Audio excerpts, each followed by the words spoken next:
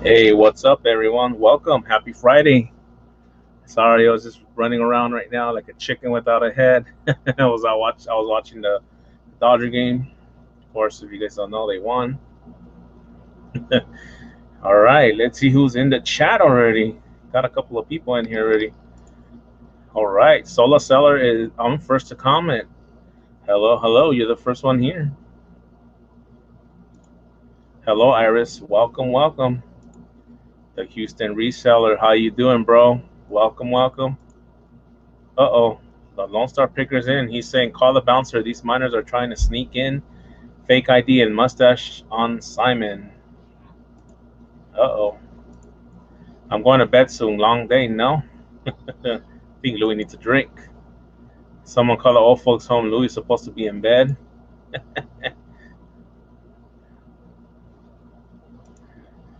I feel like I'm 80.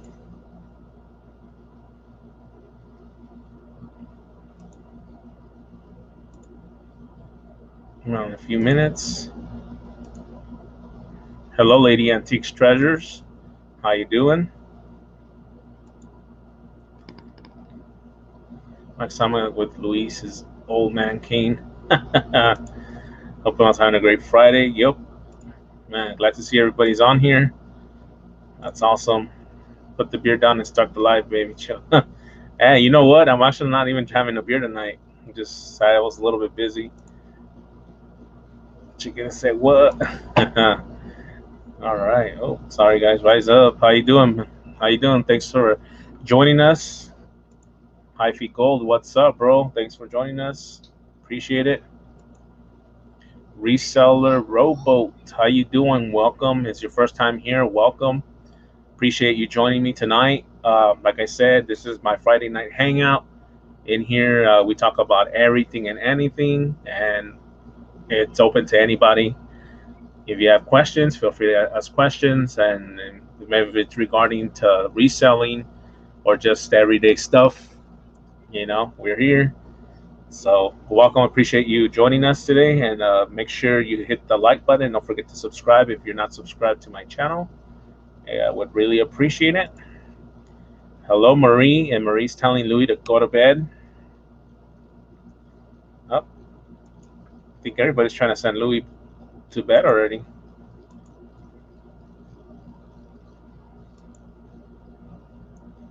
Let's see here. Make me. Uh-oh. Of course, there's Marie. Hello. Make sure you guys drop your links, subscribe to each other. Sneaks a root beer out of Luis's fridge.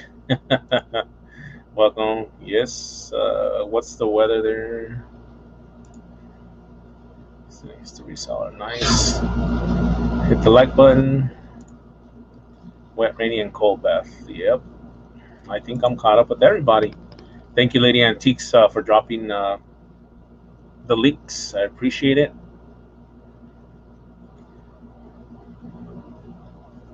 All right, guys. There's Iris's eBay store. If you guys go ahead and check it out, show some support.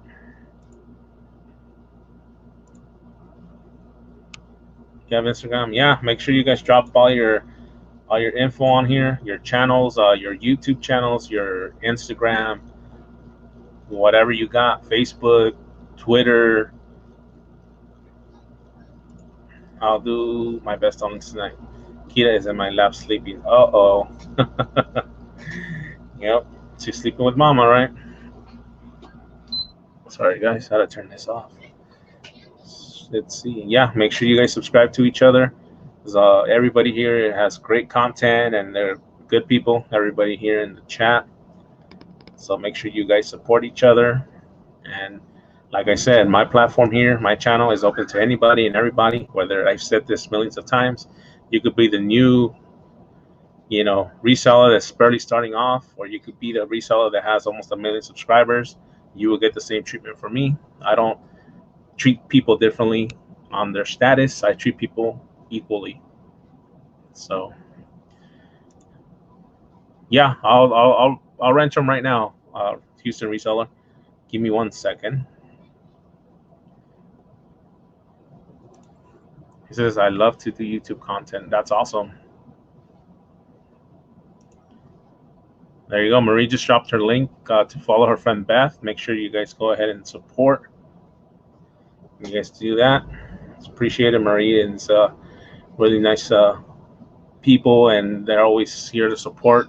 So let's show some support back, and let's help support her friend. So yeah, let me go ahead and do that real quick. And wrench was, I think everybody here is wrenched already, but just to be on the safe side, just want to make sure everybody has the wrench to promote their channels or whatever you got going on.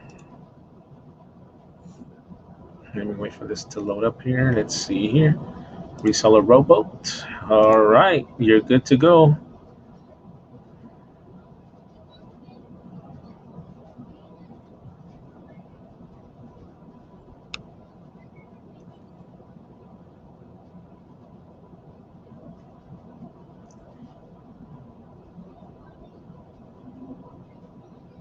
All right, I got you, Rise Up. You're good to go. Make sure you drop your links, promote whatever you got. How you doing, Hyphy Gold? Thanks for joining us, bro. Yeah, looks like everybody that's in here is wrenched already, so you guys are good to go to promote your channels. Make sure you guys do that.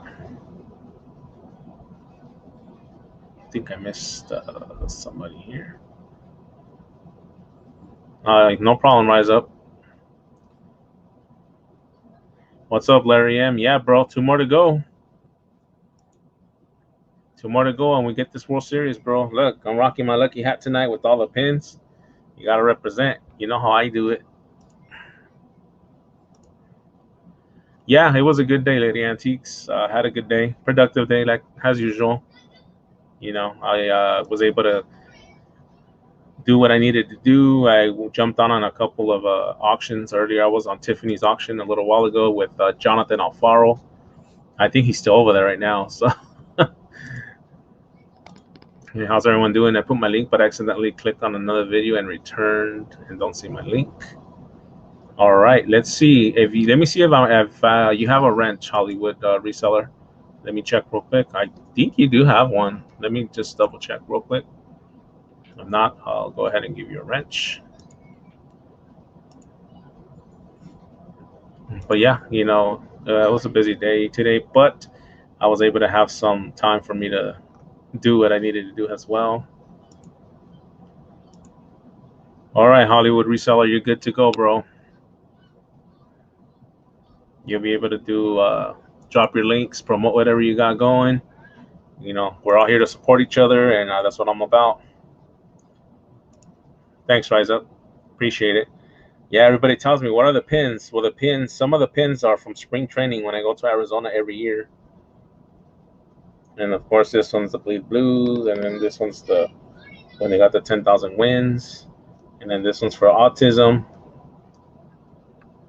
and this one's when they played in Mexico. So yeah, I'm been a diehard Dodger fan my whole life. No problem, bro.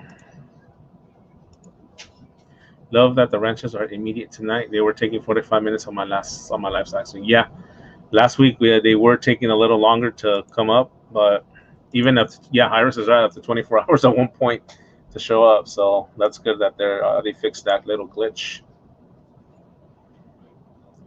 The video that says MP Sharia was the one about the patches that he thought was fake.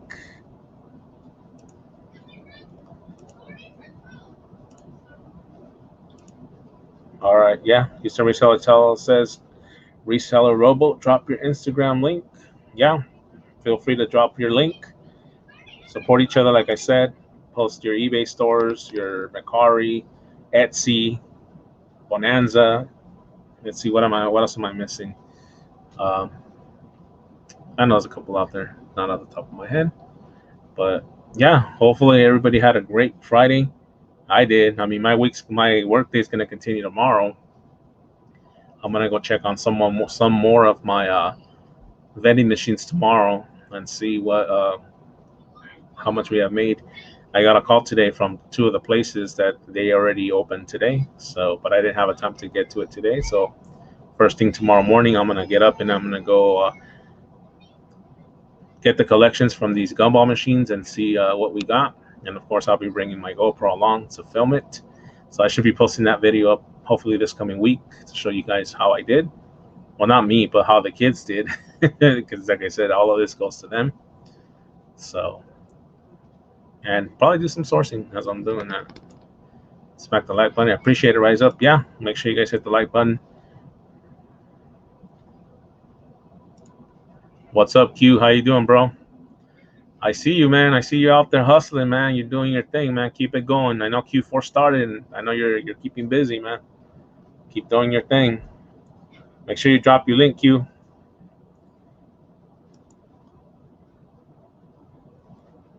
Yeah, thanks, Lady Antics. She just dropped the link to my candy vending machine business in case you guys haven't followed it. If you guys want to check it out, kind of get an idea of what it is, feel free to subscribe, or if not, you can just watch the videos and check it out. We're trying to contact the vehicle owner. Man. Yeah, you get a lot of those robocallers. I like messing with them. They'll call asking for someone else, and I'm like, okay, what can I do for you? And they try to pronounce your last name all weird and stuff, and I'm like, just hang up on them. I think okay. What's up, Eric? Nah, no problem, bro. Appreciate you. You showed up. You know, I know you're probably doing your thing, man. Appreciate it though. Reseller Rowboat has says I have now subbed to everyone. And Iris says the funny part, I don't own a vehicle. Yep, that's the best thing. No hablo inglés. Or when they talk to you, you say no hablo español. That's the funniest thing whenever you do that to someone that starts speaking to you in Spanish. And then I just look at them, I don't know hablo español. And then they look at me and I just laugh. And they're like, then how do you understand what I'm saying? So it's kind of hard to fake that. You know, I don't speak Spanish. So, yep. Yeah. So, yeah, guys, I had a busy week. I don't know if you guys, all of you guys caught me on the live with eBay Addicts on yesterday. That was pretty cool. Yeah, I was on there for his live hangout. Thanks, Reseller Robo. I always people always compliment me for the shirt when I wear it. They're like, "Where'd you get that shirt?" You know, I like it. Yeah, I'm a kid at heart still, man. What's up, Marcus? How you doing, bro? Thanks for stopping by, man. When they yak at me in Spanish, I say no hablo español, and yes, I know I said it wrong. Did it on purpose. I know, right? Hello again. Definitely, man. Make sure to drop your channel, Marcus. Promote your channel, brother. It was a good interview. I appreciate it, man. I'm glad you liked it. Glad I was able to share some more information and some more places, you know, where you guys can source. You know, eBay Addicts himself, he was at the what you call it, at the Five Below today when he was on his live with Emily Conway today to source. So, like I said, you guys could source on at the store, or you could do it online on the app. You know, and you could find games for good prices and even new toys. You know, for a couple bucks. Contact me if you'd like to be spotlighted on my YouTube channel. Yeah, definitely, man. Just let me know when you want me to come on, and no problem, man. I'll be more than happy to do it. Brother Dallas fan. All right, there's Q's YouTube channel. Make sure you guys check them out. Love the interview. Thanks, Houston Reseller. I appreciate it, man. What's up? Hey, Dennis Du. How you doing, buddy? Appreciate you stopping by. Hope everything's good with you. Hope all is well with you. I do spotlights on Monday nights. If anybody wants to spotlight, please contact me. Yeah, definitely, man. I'll reach out to you on Instagram and just let me know, you know, when we could set that up. And like I said, I'll be more than happy to be on your spotlight, your Monday night spotlights. Your package is on the way. Are you telling me, Lady Antiques?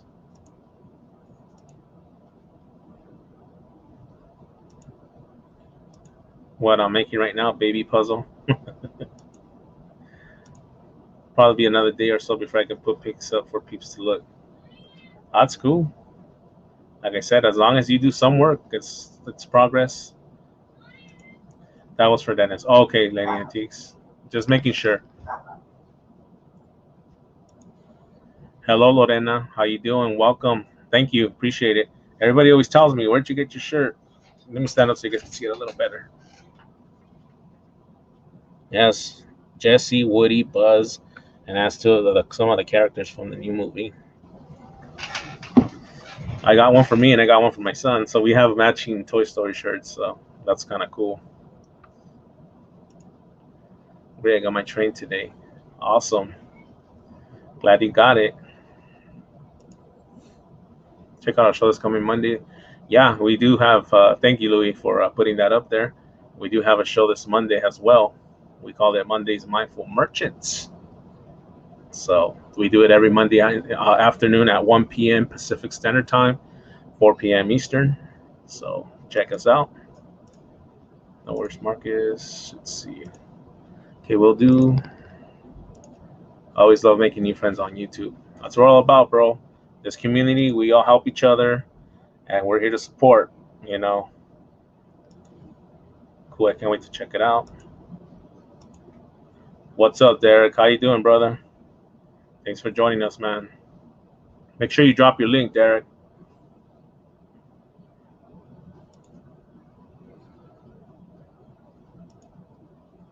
She said Jennifer.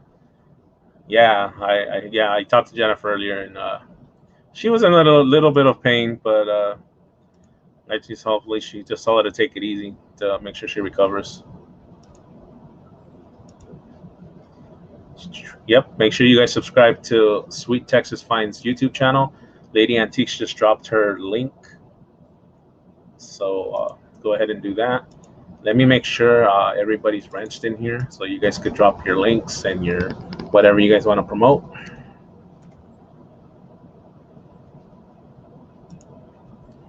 You know me, I'm about getting people connected to support and communicate and all that good stuff. Yeah, it looks like everybody has a wrench, so we're good. Good.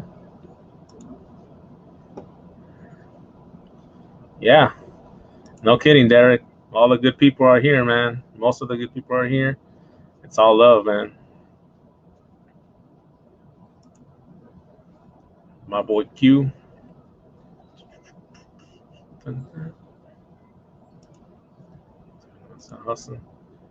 Yeah, man. Make sure you guys check out Derek's live every Wednesday with Regina Michelle. I'm sure he'll drop his link for his YouTube channel.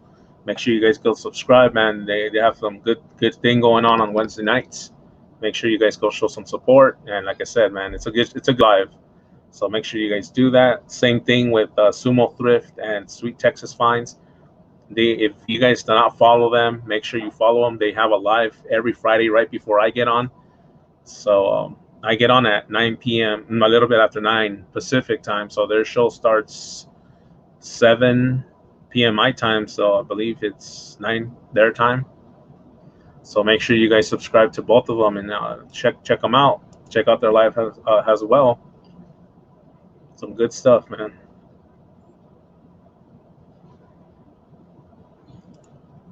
Derek number 5 is alive.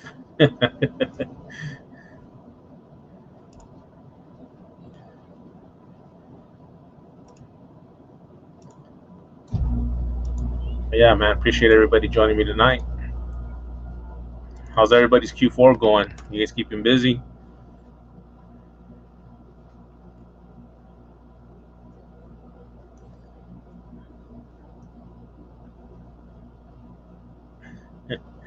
Yeah, man. Louis ain't playing.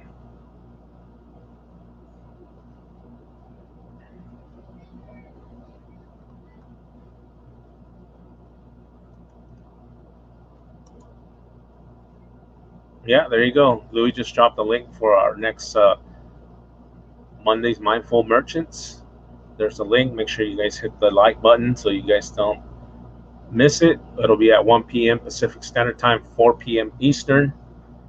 So we'll be having OBX Picker, and Danica's going to be on with us as well. So it should be a good hour of just, some real raw talk about how we deal with the pressures of every day, with this reselling and just personal stuff. Not just a combination of everything.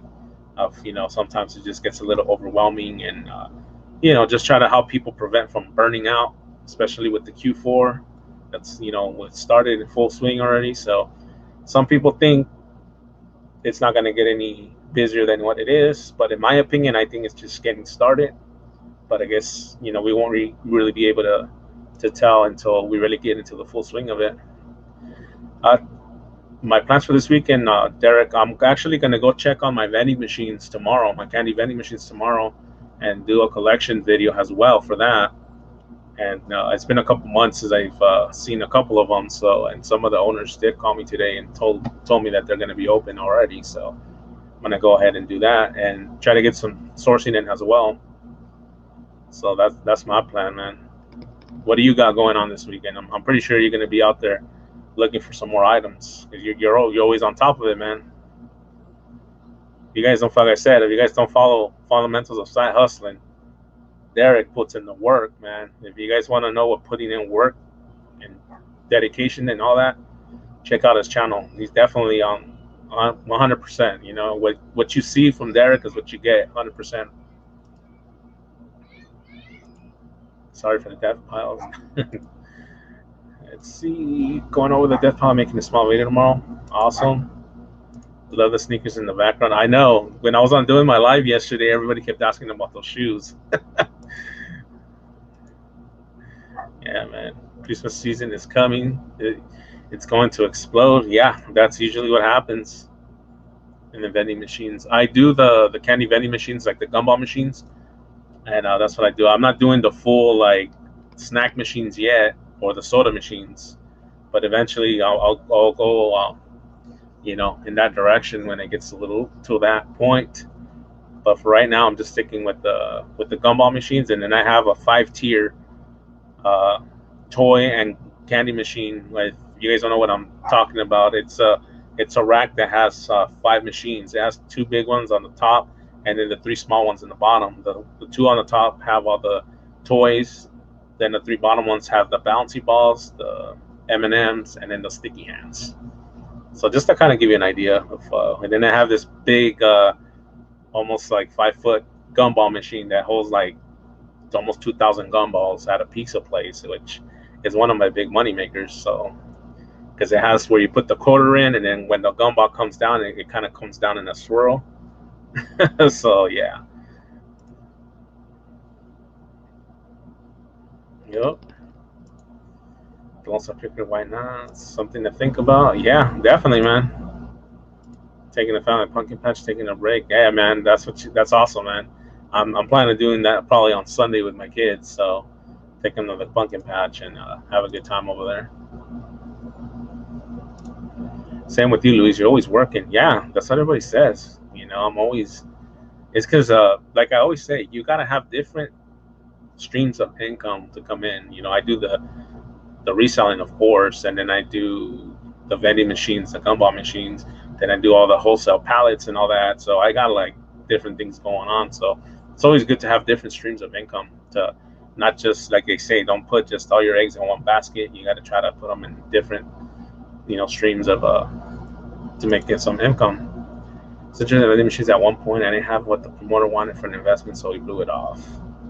Yeah, just because one person blew you off, doesn't mean the next one's going to do it.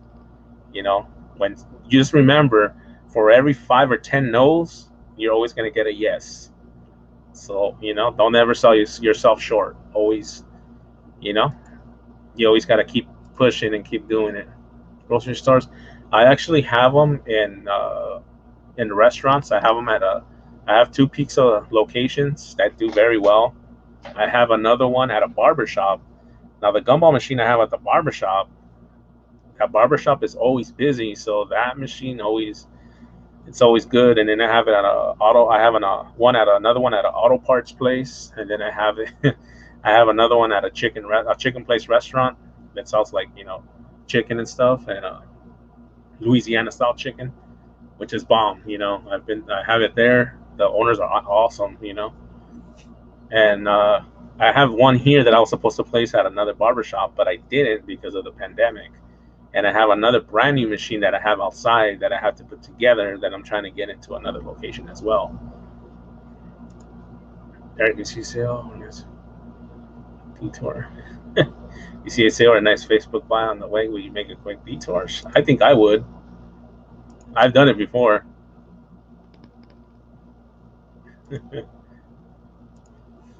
Pizza places must be hard right now with takeout. No, because actually the places where I have my gumball machines, they're open and they're doing only for takeout and delivery.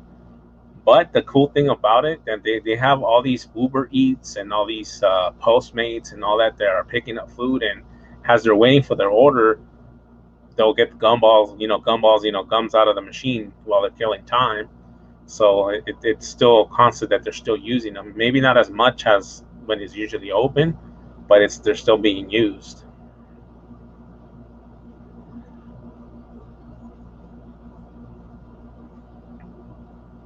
The chat's going pretty quick. I'm a workaholic. Yeah, man, same here. Full time as well. It's really so nice, man. You got to. Yeah, man. And it's funny though, because sometimes when I'll go out with the kids and my wife, we'll be driving and we see a yard sale. The kids are like, "Dad, there's a yard sale right there." Even they know, hey, you know what? We got to make a quick detour.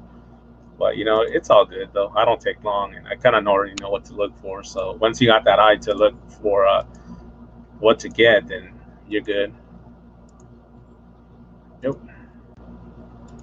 Don't count your nose, count the yes. Yeah, definitely, man. Never, like I said. No, I blew him off because I didn't have what he wanted for an investment then, Hubs, and I moved to a different town and I started delivering pizzas. Yeah, start off with one machine. Start off with one machine. Like I said, one of these gumball machines, brand new, cost under $100. You can actually go on OfferUp and you can click gumball machines or candy machines, and you could get some of these used for like $40-50 that are in good condition. You just got to clean them up, and that's it. Yeah, DoorDashers love gum and candy. Yeah, exactly. That I don't income. Who's going to? My boyfriend hasn't left my house in 6 months. Oh man. You know what? Yeah, but you just got to remember, if you're down but you're not out, save up $5 here, $5 there, $10 here, $10 there, whatever, little by little. You just work up, build up that income so you can start doing some of the stuff out. Yeah, Lady Antiques is right. You got to take those baby steps to build up. Yeah, you got to. All right, let me see who's knocking on my door.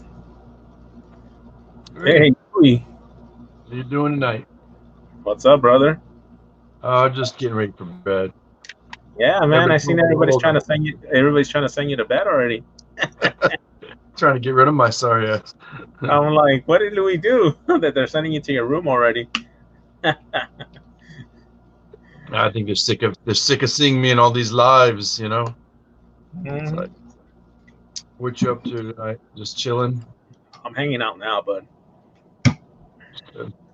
Just hanging out, just sharing some info with everyone. You know me. I like sharing my info. I'm listening. I like everybody. You got everybody asking all kinds of questions and stuff. Yeah. Derek says I'm old as hell. He should know, man. I'm gonna give him all my stuff when I die, like my canes and my old diapers and stuff. Yeah. He started it. Yeah, Simon. Wait one day, man. You're gonna be old. You're gonna be so old. The kids are gonna leave the house. They gonna. I'm not helping you, Dad. You're like, you're on your own. Nope. Yeah, man. But no, it was a good day. Like I said, just the usual Friday for me. Mm-hmm. But yeah, we got it done. So that's what counts. Sumo's like, don't need no cane yet. I will pretty soon, Marcus. All right, Marcus. Thanks for stopping by, buddy. Appreciate it. So Hello, they Dragon. were How on you for doing? almost a couple hours, weren't they tonight? What was that? They were on for a couple hours, I think, weren't they? Yeah, yeah, they were on. That's It good. was good though. Their life was good. I was doing my thing and I was listening to what they're talking about. Man, it's always a Yeah, good they thing. were there at the beginning, and then I came in a little later. It was funny. Yo, And Picking in the Hood was in there. He's a hilarious. yeah, man, he's a real deal. Yeah, Kevin's good though. I mean, he got serious. And then speaking of all, did you hear? Maybe you were there, but he was like, I forgot. You guys make me nervous. I And just then sent a lot of Marcus bad was things. starting to talk, and then Marcus forgot what there was. Everybody's losing their train of thought. I'm like, Friday nights are not what they used to be. I know, right? End of the week, you know. Yeah, no, man. Derek did good too on when he was on with Buffalo Pick earlier. Oh, that's right. Yeah. Yeah, It's been a man, long day, man. that It's was like we've good. been watching these lives in and out, and it's like Yeah, Derek. yeah, Yeah, he knocked it out of the park, and yeah, man. He was good on there, man. Glad he was on there with Buffalo and Gate City Pickers and Alton. And I was talking to Derek, and I thought I could have sworn I said, Derek, weren't you on Tommy's show like a while ago? And he's like, no, I ain't never been on there. And I'm like, get out! What do you mean you haven't been on there? And it's like I thought I seen him on there, but you know what? He'll pop on these other shows too and stuff. So we're Yeah, like, no, no, definitely. we're all doing our circuits. It's hard to keep up with it. Yeah, man. But it was funny too on with eBay Addicts how Emily just took over the whole show. So That I was wrote her about that, that was and awesome. I was emailing her, and I said, "You hit it like a pro," and she said, "Well, the rumor was, she's like, I got it that Jeff, I think his name's Jeff, right? Yeah, somebody was Yeah, calling yeah. him Brian or something. I was like, that's Jeff." Yep. And when I did the interview, somebody said, "Oh, just be careful because sometimes his Wi-Fi goes crazy." I said, "What?" But luckily, when I did it, it was good. Yours was okay. Yeah, man. How you doing, Jonathan Alfaro? Yeah, bro. Dodgers won today. We're 2-1. Here we go. Two more to go. Is there two more? Yeah. Yeah, we gotta win two more, and we'll win the World Series. So 2-1. Okay. So where they play? They still in Arlington the whole In time? Arlington, yeah. You know, when you called me that day when you were asking about the pins for the hats, and I was Yeah, like, yeah, I kept thinking, I'm like, what are you talking about? Nobody's playing Texas. I'm like, there's no. What are you? And then I was like, oh, Arlington. And I was like, I yeah. didn't know they were playing Arlington. That was the whole thing. I just didn't have a clue. Yeah. I'm like, I guess I was saying, so that's a nice stadium. Have you seen it? Yeah, it looks nice. Mm-hmm. Yeah, my nephew goes up there because he's a big Rangers fan and stuff. Rangers fan, yeah. Oh yeah. Yeah, isn't Nolan Ryan still like the president of the club or the ball club or something? If anything, if he's not, he's on the board. But He's on the board. Nolan, he's. I mean, he may be. You know, because Yeah. where my daughter lives in this town called Round Rock, it's above Austin. We have the minor league. We have the Yeah. round. I don't know what your minor leagues are out there, but we have one called the Round Rock Express, and he Yeah. owns that's his. You He know? started. Nolan started that. So Yeah. I Yeah, used to we go. have a Go few ahead. minor leagues for the Dodgers. We have one here close to my house in Rancho Cucamonga. It's Oh called the yeah. Rancho Cucamonga Quakes. Oh, And the that's one of Quakes. the Okay. that's one of the Yeah. minor league teams for the Dodgers. And then of course in Arizona, it's the main one. Yeah, we get some cool teams coming in, and I'm like, oh, cool. So, different states and stuff come up. It's fun to watch. Like, it's cheap to get in. The Yep. seats are awesome. The food's not too expensive. It's just nice to Yep. get away. I Yep. love it. And you could buy like season tickets pretty cheap, but I Yep. can't get my daughter to go with me. And I'm like, so I always call my friends. I'm like, let's go see a game. They're like, it's nice. It's good parking. Hello, Hickory Springs. Thanks for joining us. She said she Hey. found a reseller rowboat. Reseller rowboat. Yeah. What's He's that? from Yeah, he's from Houston, right? Yep, another Texas native. We getting a lot of Texas resellers in here.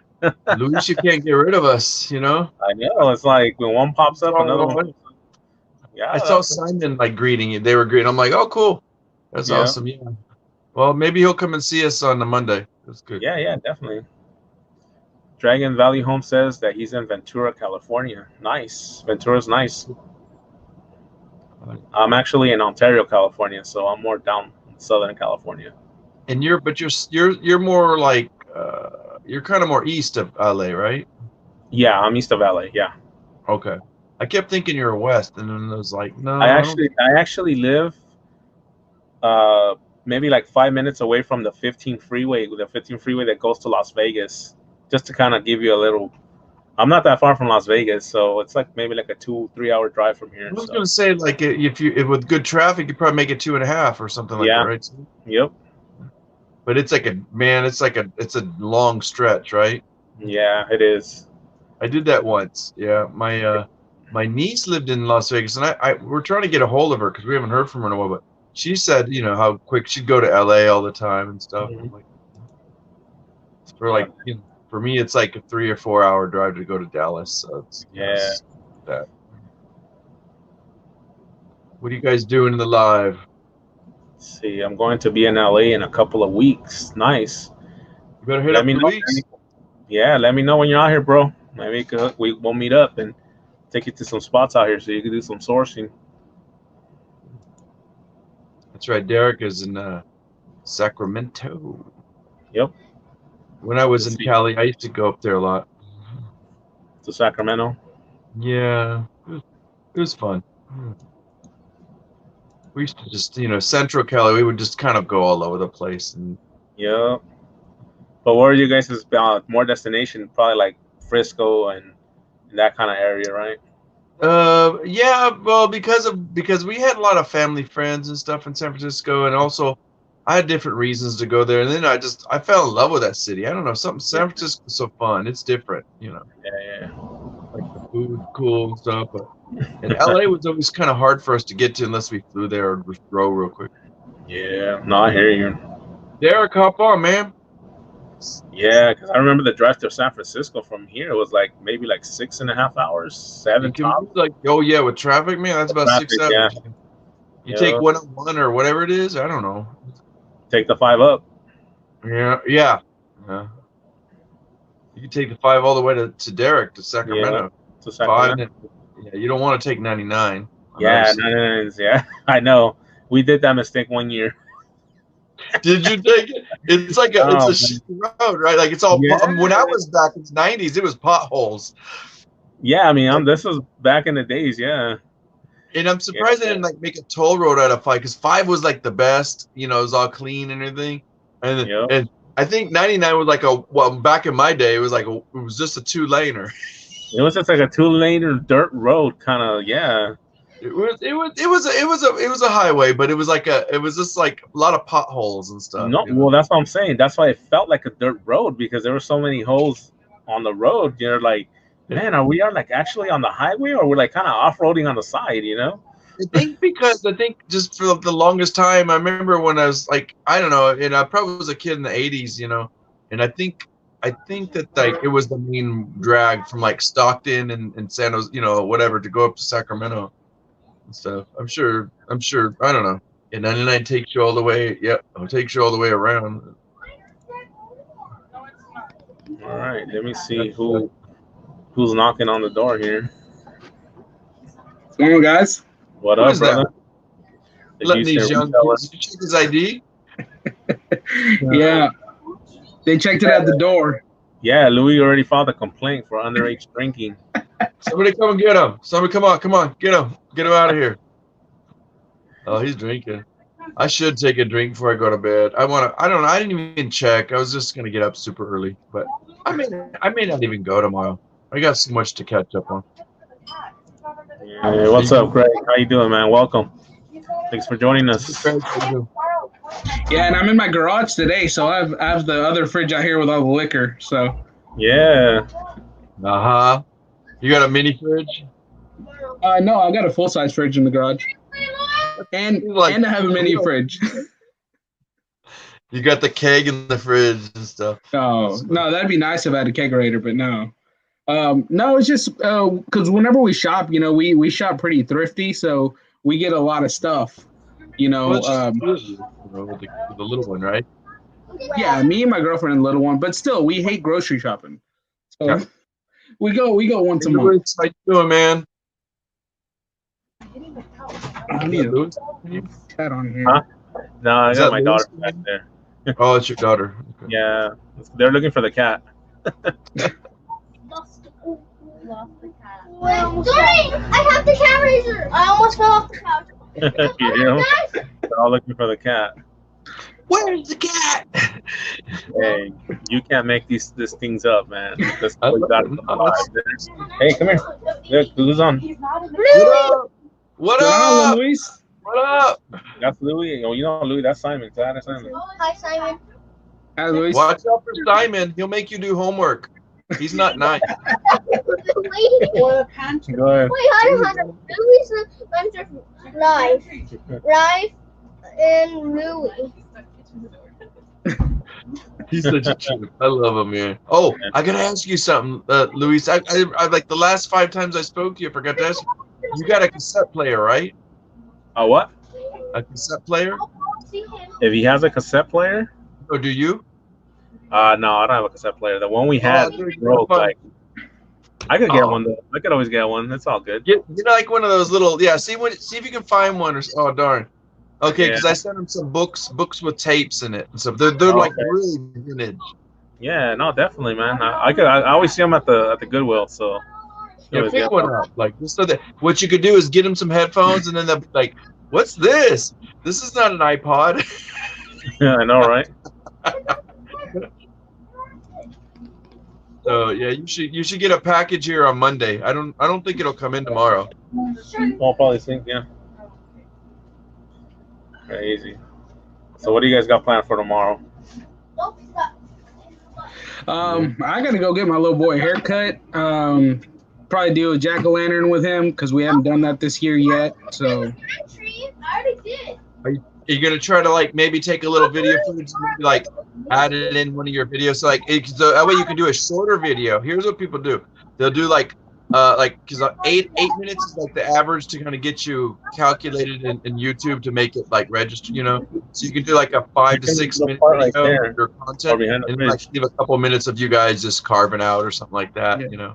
I might. I mean, I don't know. You know, we'll see. You know, I already took off.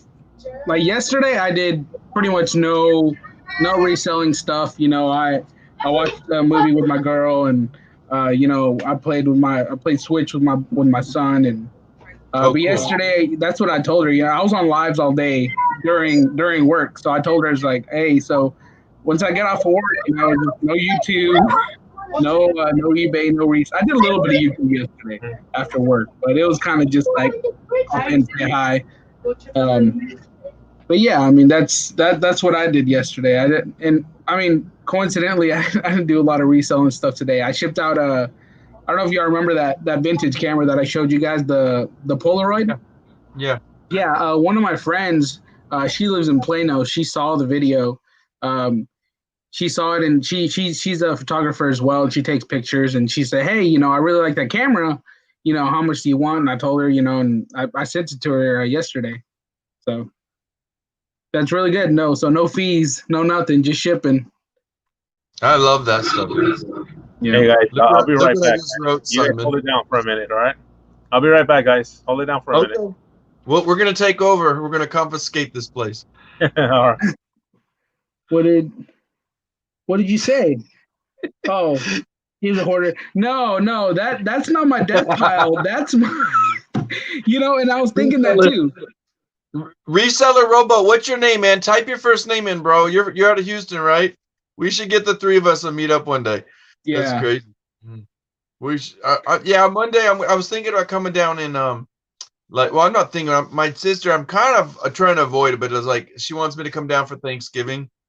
So, and then maybe like we could figure out if the stores are open before. Oh, wait, Thanksgiving's on a Thursday, right? Yes. So I'm wondering, would you do me a favor? Check and see if that place is going to be open on Friday, because it's going to be crazy. I know it will be. Well, yeah. I mean, you would think, you know, because they're closed on Thursday. Oh, okay. So I'll tell you right now, Thursday is their restock day. so they're going to be closed. I don't know nothing about this dude. Like you've been telling about, and I mean, everybody else is telling me about it. Did I tell you I met this other guy named William? He's from Houston too, on Instagram. Yeah. So and he works at a Ford. What's his? Houston Picker. Right? Yeah. You see him on Instagram, right? Yeah. I've talked to him a couple times. I told him we need to meet up. Well, tell you what, if you're already talking, I'm like, let's all three meet up. Yeah, one day. Maybe we'll go just we'll do like a Texas meetup and do like a dorky video or something like that. Come up with some ideas. I saw H-Town Resales on Instagram. Named pretty similar. I saw H-Town Resales. They were at that Amazon store this morning. And I saw them there. Yeah. I wasn't there, but I saw him on Instagram. He was there this morning, and I'm at work. Typing away on my desk. I'm like, oh man, like. Oh, wait a minute. That's not the one. That's not. Who was it? You. I think you commented on somebody like, oh, I got to take off a Friday early. Yes, that's him. Oh, is that the Amazon store? Yeah, that's it. That's where he was at. That was like a Black Friday thing going down. Oh man, you like literally. I get there when I go on Saturdays, mind you. I get there at about 7:00, 7:30, and they don't open doors till 9. But I'm usually like. I'm not usually the first, but I'm still like maybe the 6th person in line. An hour and a half to wait in line just so they can be there first. Yeah. Good. Okay. Yeah, and it's because I mean they get a lot of people, so. But I mean he told me he said that they opened the doors early today. I think he said he went in at 7:30 and he was out by 8:30 maybe. And he was in and out, and he told me, okay, this is what he told me. I mean, I believe him. I don't know why you'd lie, especially if you have Instagram and stuff. You're going to show it. He said he picked up an Apple Watch and 2 iPads. Wow. See, I just would go just $7 a piece. Because I want to get an iPad, but then again, like I have one, but like, do you guys know anybody that they can what do you call it? Unlock it? Because it charges up, but it's because it's stolen. Okay. No, I mean I don't know. Where did I find it? I don't even. Oh no, I got it at a garage sale. The lady moved, and I never got her contact information. I bought it like an $80 bundle of stuff, and then I was like, oh man, I don't have the password. And she like sold it to me. It was. I'm already got like over $1,000 back on that deal. So reseller Rowboat says he comes to Austin like once in a while. But are you moving from Houston? Reseller? What did he say his name was? He or she? Let's see. I don't see it, but yeah. Beth. Oh, so it's a Beth. Okay. Beth, nice to meet you, Beth. She. Yeah, that's what it said. That's what I said. He or she. I don't know who it was. Yeah. The name is pretty ambiguous, so. Long Point. Oh, so she lives near the bins that I've been to before, on Long Point Road. Somebody told me, what's his name? William. He told me about these bins, but I don't know if it's the same ones. But the bins in Beth, you got to go to the bins down on Burling when you come into Austin, like just as you pass the airport. Burleson Road's there, and that's where the it's a crazy one down south. I'm sorry. Go ahead, Luis. Oh no, I was reading what Reseller Robo put that they're gonna roll their inventory down the street. Wow. Yeah, just go in and pay for a whole bin, and then just be like, "Hey, I'll be back." I'm just roll the whole bin out there and bring it back. Right. They have more of them. That's right. Right. No, but yeah, man, sounds like you're talking about the bins out there in Austin, right? Well, I was telling Beth, a reseller Rowboat, that she says she comes, I guess, to go visit her grandchild.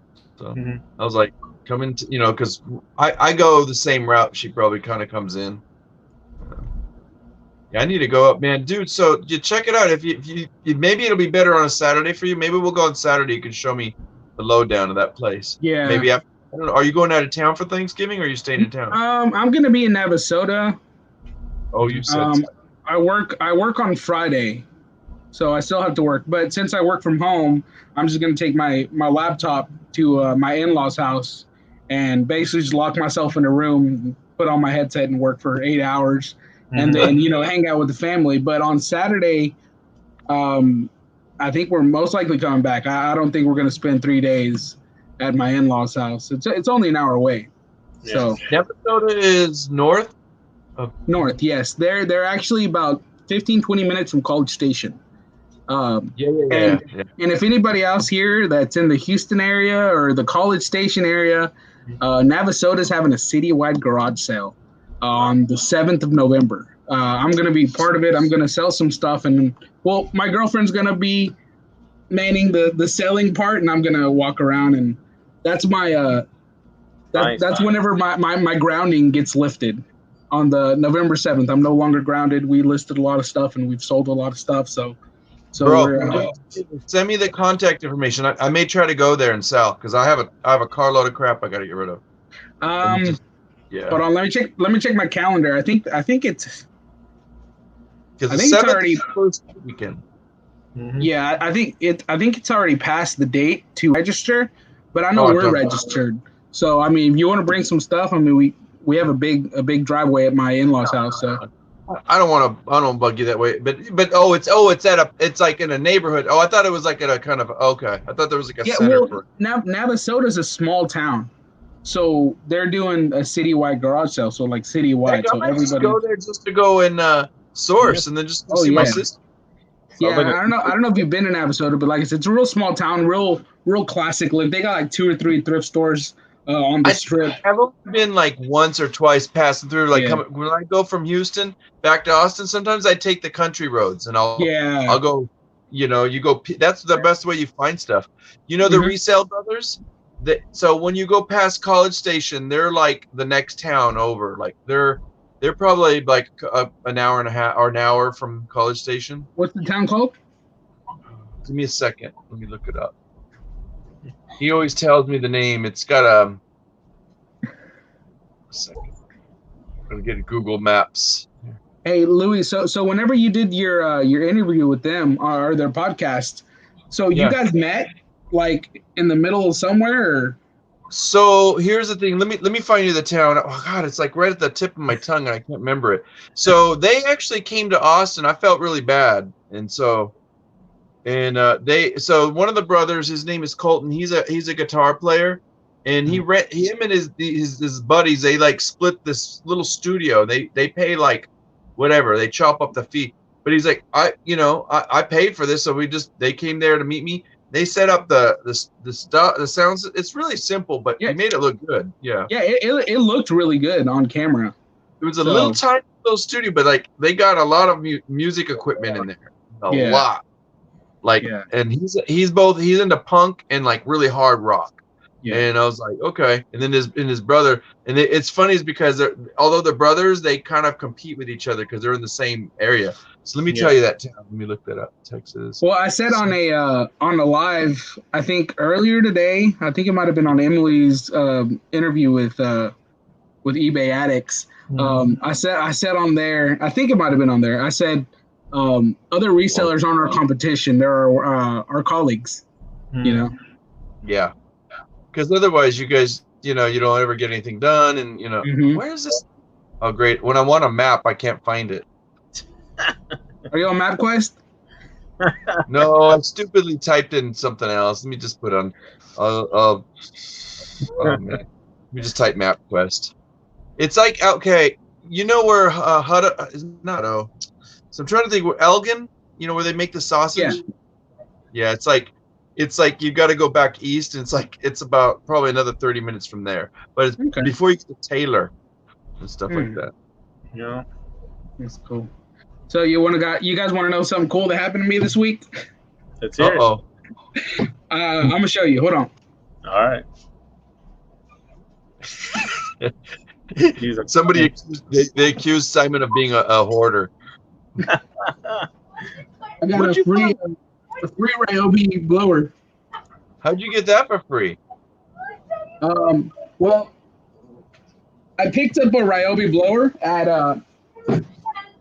this person was I bought something from this lady, and she, I went over, and it was just a porch pickup. So I picked it up. I left the money under the rug, And I went, and then I saw like they had an edger, they had a little shop vac, and they had a Ryobi blower just sitting on the curb. And as I was walking back to the car, I saw the husband, and he was bringing something else out. And I said, "Hey, what's up with all the stuff on the curb?" He's like, "Oh, I'm gonna throw it away. You can take it if you want." So nice. I took it, and he said the blower works. He's like, but it won't shut off. So that's not a really bad problem to have. So, and he said the edger, which I already gave away to some of the lawn guys that cut the yard here, because it was an easy fix. It was a hose and whatever, but it was in my way. It's like a tip anyway, you know. Yeah, it was in the way, and starting my new job, I knew I wasn't gonna have time to fix it. So they were out mowing the lawn. I was like, "Hey guys, I got this edger." The guy told me it worked, and he's like, "Yeah, no, I'll take it." So they took that, and so I took the blower part because I wanted the switch to actually, shut the thing off. And I took the blower apart and realized that the switch was busted. It fried it from the inside, and it wouldn't turn off anymore. So I looked online for switches, and while I was looking online, I found that they had a recall for this certain model. Oh yeah, I called them up and I said, "Hey, I got this blower here, and it's not working." And the recall was not what was wrong with my boat. So I called them, and they said, "Hey, well, give us a serial number." I did. I gave them my name, my phone number, and they sent you a label, and you sent it back, right? Yeah.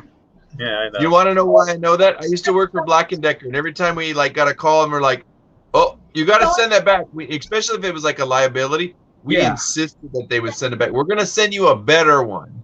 Yeah. Oh, okay, but you got to send it back. Mm-hmm.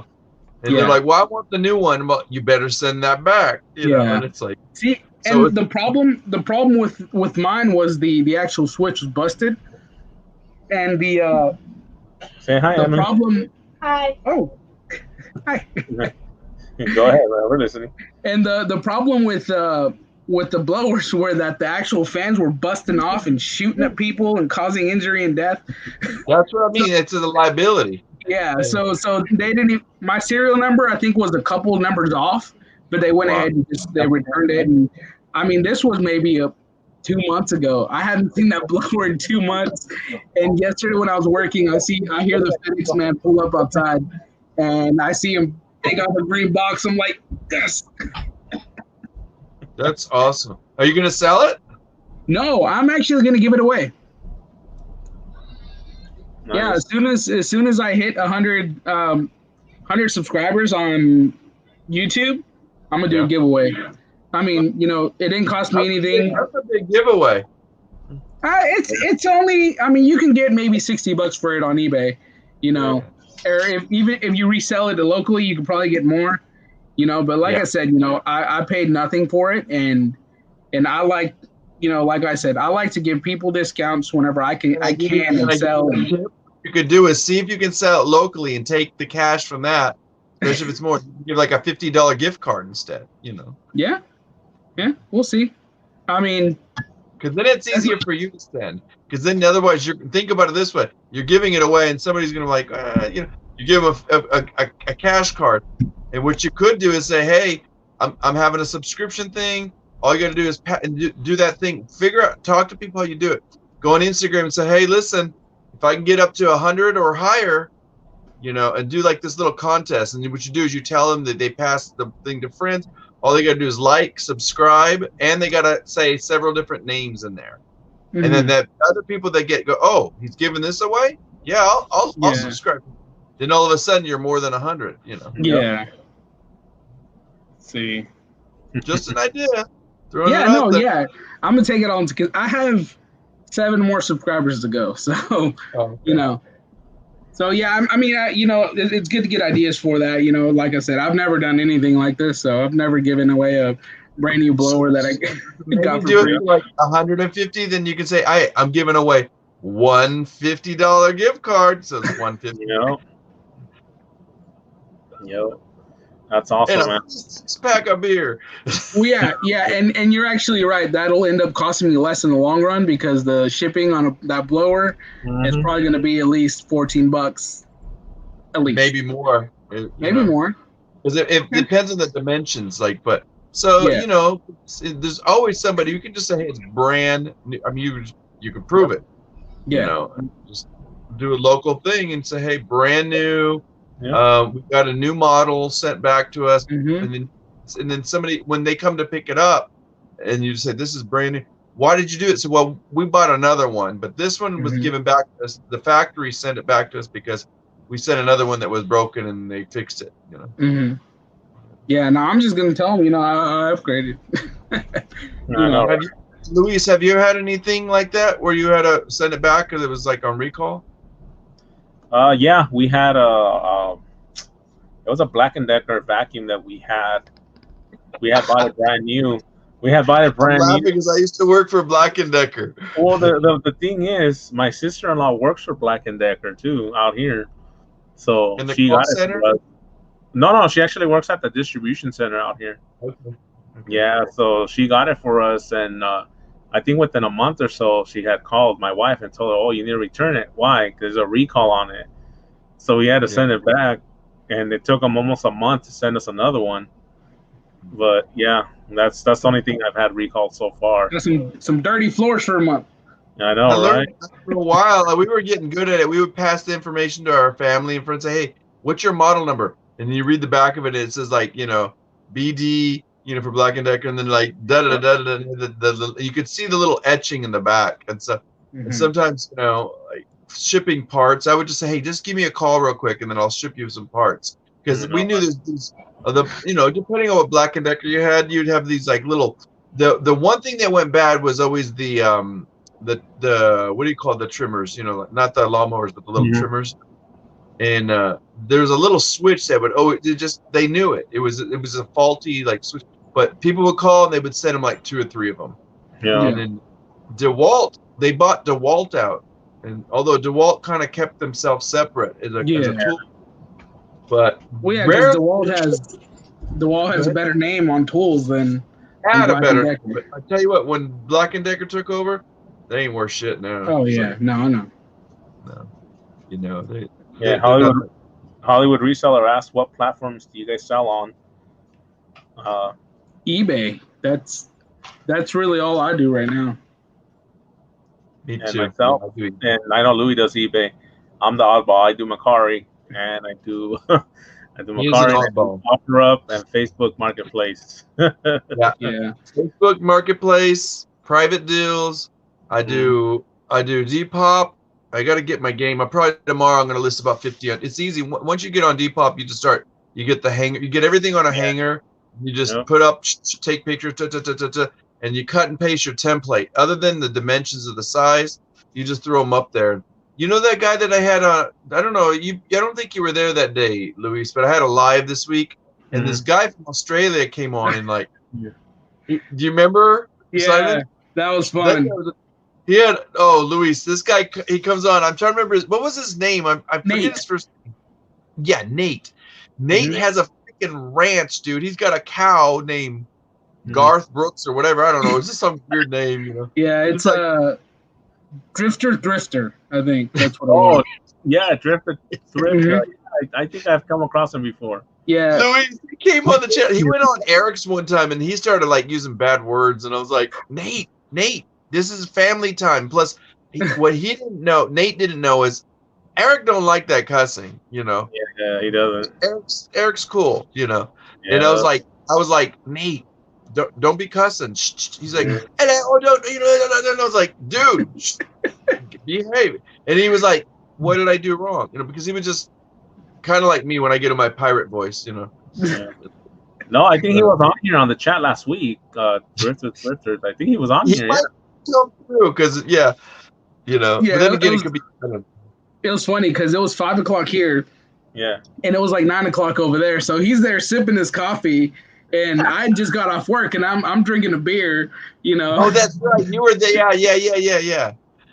And I felt bad. That's right, because you were on for a little bit, and And the whole time I kept going to you, what's going on, Simon? What's going on? You're like, and then you go, when he all of a sudden, Luis, Simon just drops off, and I went, Simon was like, not going to sit there.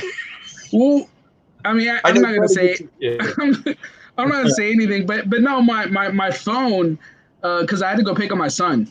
And I was looking at my phone, and I was trying to check the time, and I slid the time down. Thanks, and man. My phone just freaked out. Thanks, man. Thanks for abandoning me. No, he was good. He was all like, man, I don't got time for this. I'm out. Louis could deal with it. Well, Nate kept like, he would stop and he would kind of go, like, he would do one of these things where like he would just, and then he would get up and fucking walk, and I'm like, Nate, what are you doing, man? He's like, we're gonna have a conversation.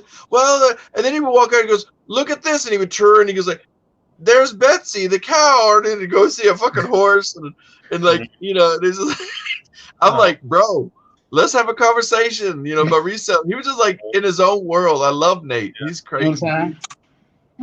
No? What up? Hey.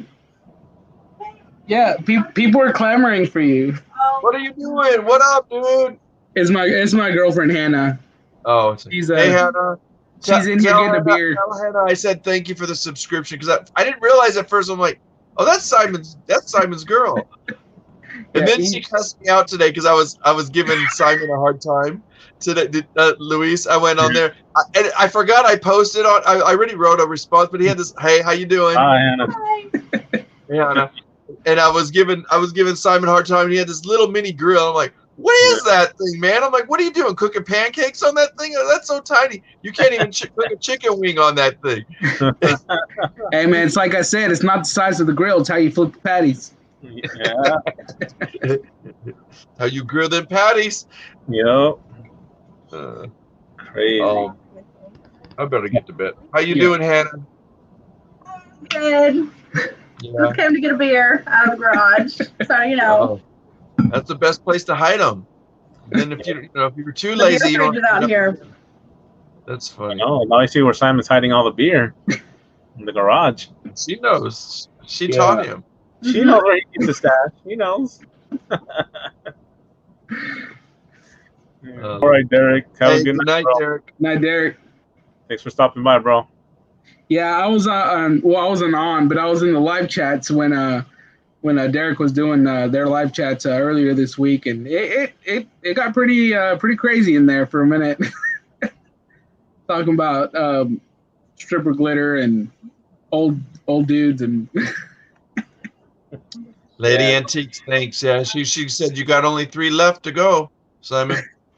So you're gonna have to do the $150 gift card. Come on, guys, let's get him to 100 subs tonight on this live. He's almost there. Oh, one more. Oh, one more. Come on, guys. One of you guys haven't subscribed to him. I wasn't even paying attention to that. Thank you, Lady Antiques. When he goes 100, he ain't gonna come and visit us no more now. He can be at the What's up, Aaron? How you doing? Welcome. If I had smaller beer, I had tall boys today. If I had smaller beers, I'd do a shotgun for 100. It's almost 12:30. Let me go get my shot glass. I'll be right back. I'm gonna get a shot glass. Well, guys, whoever was my 100th, thank you very much. I'm honored. Nice. You hit the first milestone. Yeah. Awesome. Yeah, it's crazy. Thank you, Reseller Rowboat. You know, that's awesome. Yeah.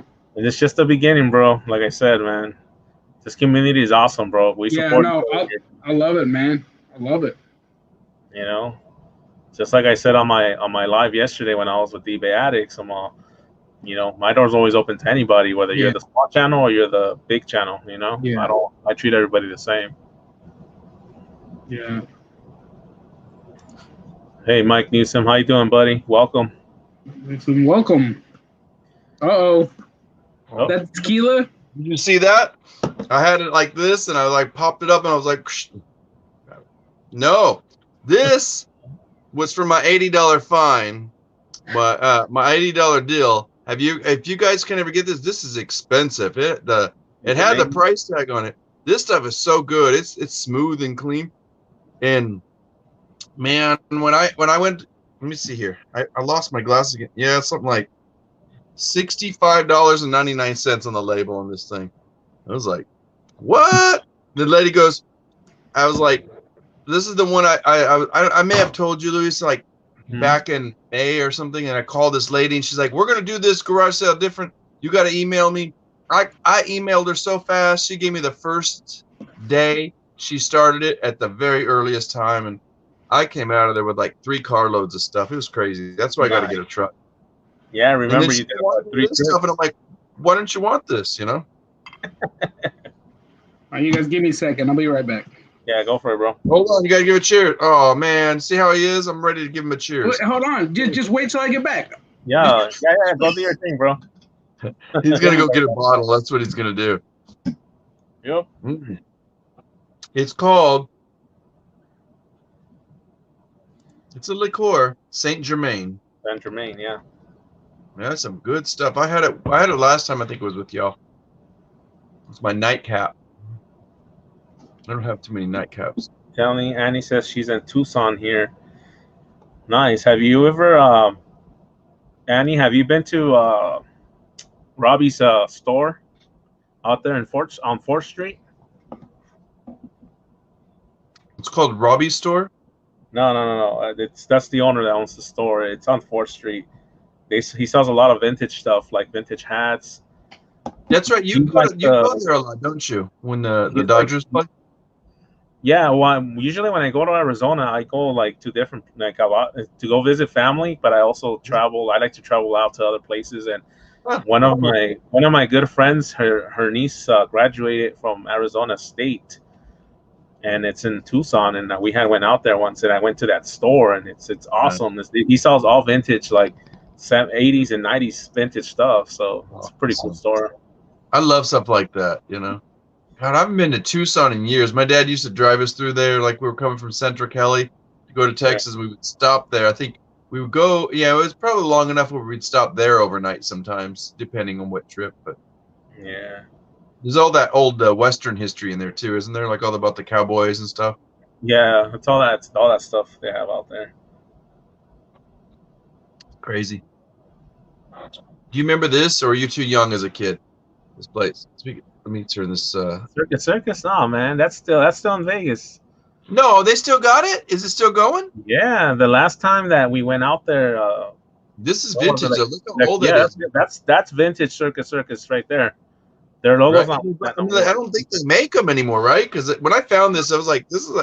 I remember as a kid, we would, go ahead. I'm sorry. What'd you say? You were going back, and you said the last time what? Luis? The last time we went out there, like I said, I go out to Arizona often to visit family, but I also do the same thing where I kind of sneak out and go thrifting and all that. And I found some good stuff out there. So every time I get to go anywhere, I always look up where there's a thrift store or somewhere I could go source, and I do it. Exactly. But then I have to make it up to the kids. Look at him. He's all poor. He's all twisting the bottle and stuff. Like, let me show you how to do this. What you got there? Is that tequila? What's up, Salvatore? Oh. Welcome, bro. You're a whiskey drinker, right? Yeah. Maker's 46. Yeah. Oh, look, check out this cup though. Houston, Texas. That's a dope cup. Look, this is what I'm using. I'm using Jack Daniels. Do you see the Jack Daniels? I see it. That's my Jack Daniels glass, and I usually pour it to here with like a little big cube of ice. Sometimes some Coke. Ching ching, guys. All right, I'm drinking it down. I'm drinking water. Drink your water, Luis. Yeah, that's my water. Cheers to everybody.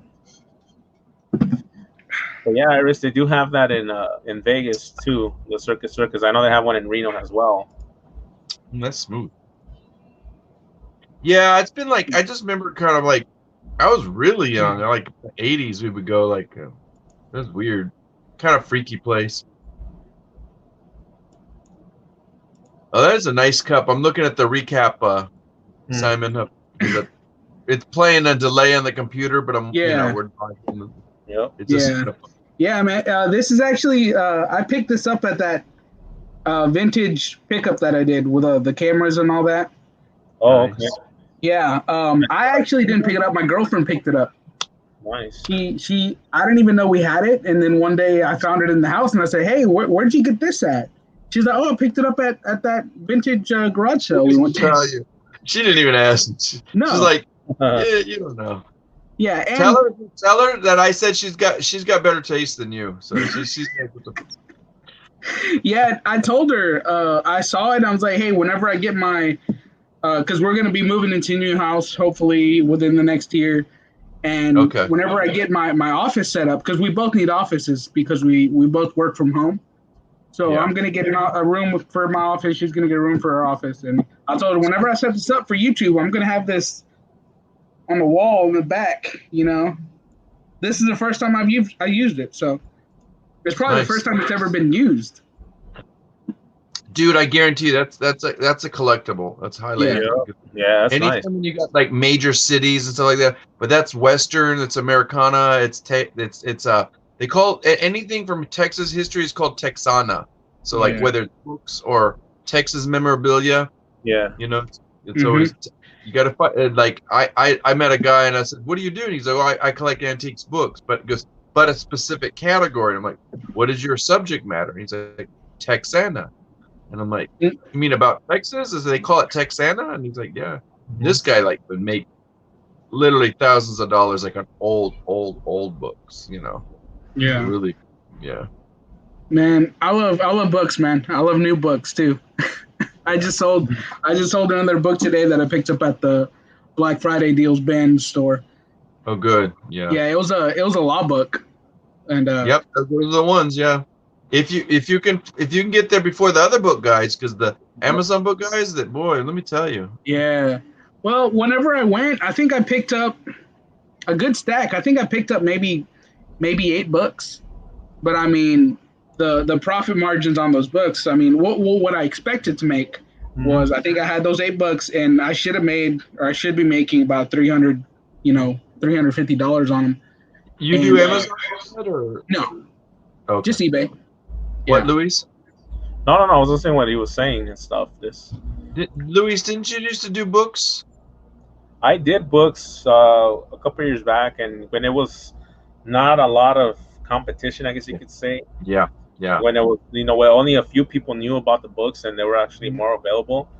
Towards now, just to actually find some good books, you would actually have to buy a couple of Gaylord pallets, dig through them, and just to find maybe, if you're lucky, 1 or 2 good books that are gonna sell, and then the rest you gotta worry about getting rid of them. And so, about a year ago, when I started doing the bins, it was a little over a year ago, but like I would go to the one up north and south Austin, and I remember I was coming in just before like it got crazy, and like there was we had a crazy book lady, then we had this one guy that he was just like, he was rude and he pushed people out of the way, and then I met these 2 Turkish guys, and like it was just crazy. Like they were constantly bringing in books. They would always bring 2 clothes, a hard line, and then some books, and then maybe so they would go clothes, hard line, clothes, books, and then it would go back and forth like that. And man, after a while, like the competition of books got crazy. Like they were getting people getting kicked out because they were like just getting into fights, stuff like that. So, but like you said, the competition was so strong. It was so hard. I met so many people. Probably about 3 or 4 of them I know that they can't do it anymore. They just had to quit. Yeah. I mean, but me, I'll see it. I would find stuff that people didn't get. I'm sorry. Go ahead. No, I said because they got so saturated where people just like stopped doing it because there were constantly a lot of people just looking for certain books, and then I mean a couple of times I went to the bookstore because everybody wanted the educational books, right? Like everybody wanted like the school books, for universities. Those are the big money, and like or stuff like Simon said. But let me tell you, when you get to know books overall, like if you knew the right vintage books, the guys from Amazon would never pick up the vintage books. No. And I'm like, 2 seconds, type it in, or I'd speak it in. I would find so many books that way that were like mega, just because they didn't have a scanning thing. Yeah, and then they have the little barcode scanner, so there's. Yeah, I actually talked about one of those guys in. I think the second video I ever posted, it was about me, my first trip to the Goodwill bins on Long Point, and I go in and this is my first time there, so I have no idea how any of this works.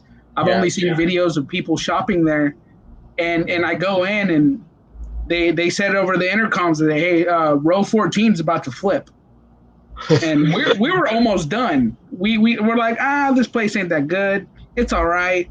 We got a couple things, and we're about to leave, and then they said row 14 is about to flip, and I'm like, okay, well I don't know what that means, and then my girlfriend says, well, you know, I got because we had our son with us. She's like, okay, I'll get the basket and then you go check it out. So I went and stood, and everyone's standing around. All the bins have been cleared out, and then they rush out with some bins, and you know they're like, go, you know, like it was a race.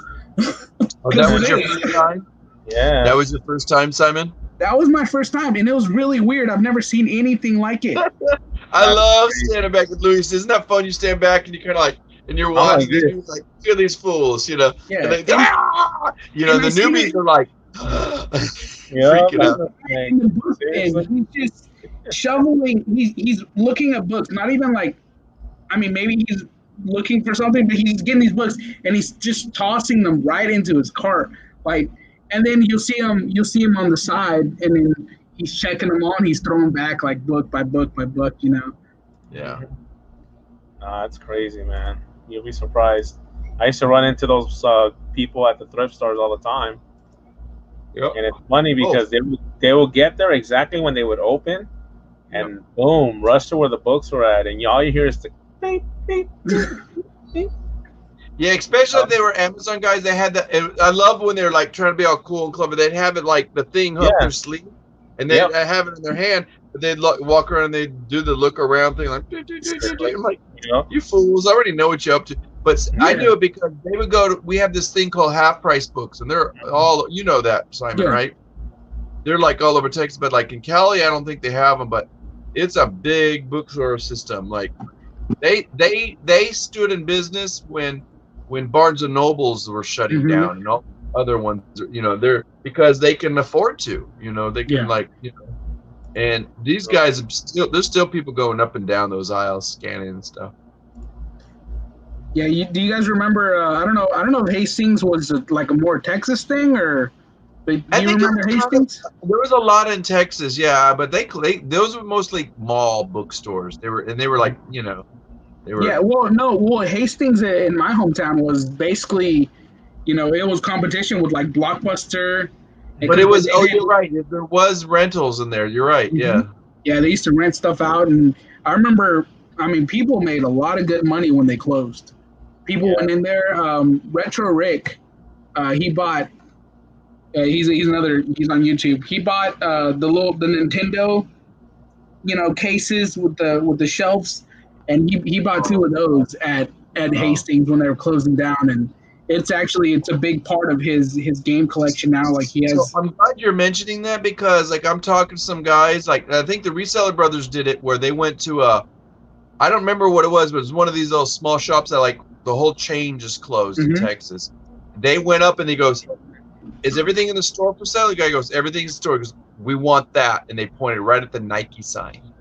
He was like, "This is I think it was Wes or Colton," and he goes, "I want that," and the guy goes, "We'll get it for you, but we can't get it till the end of the week. Because you got to promise that you're not going to give it away to anybody. Don't sell it to nobody." And it was money, you know. So speaking of closing down, I know you know Luis. You know the flipping accountant, right? I do. And you've heard of him too, Simon? Yeah. Yeah, you'll see him coming in and out of lives, and he does a lot of interviews. I think Jeff, the eBay Addicts, interviewed him once. Anyway, and he was on tonight on Instagram, and I was like, nobody wrote anything. I saw this. I think it was a video or pictures. Oh, I think it was in his story. Go in his story tonight on Instagram. Right. He's got this bubble machine thing that makes bubble wrap, but he makes the big ones. Yeah. And I was like, what? And then he made fun of himself. He goes, oh, I guess when you don't follow instructions, it doesn't want to work. And, you know, because you have to pull it through. This thing is just a flat plastic, but it blows the air into it.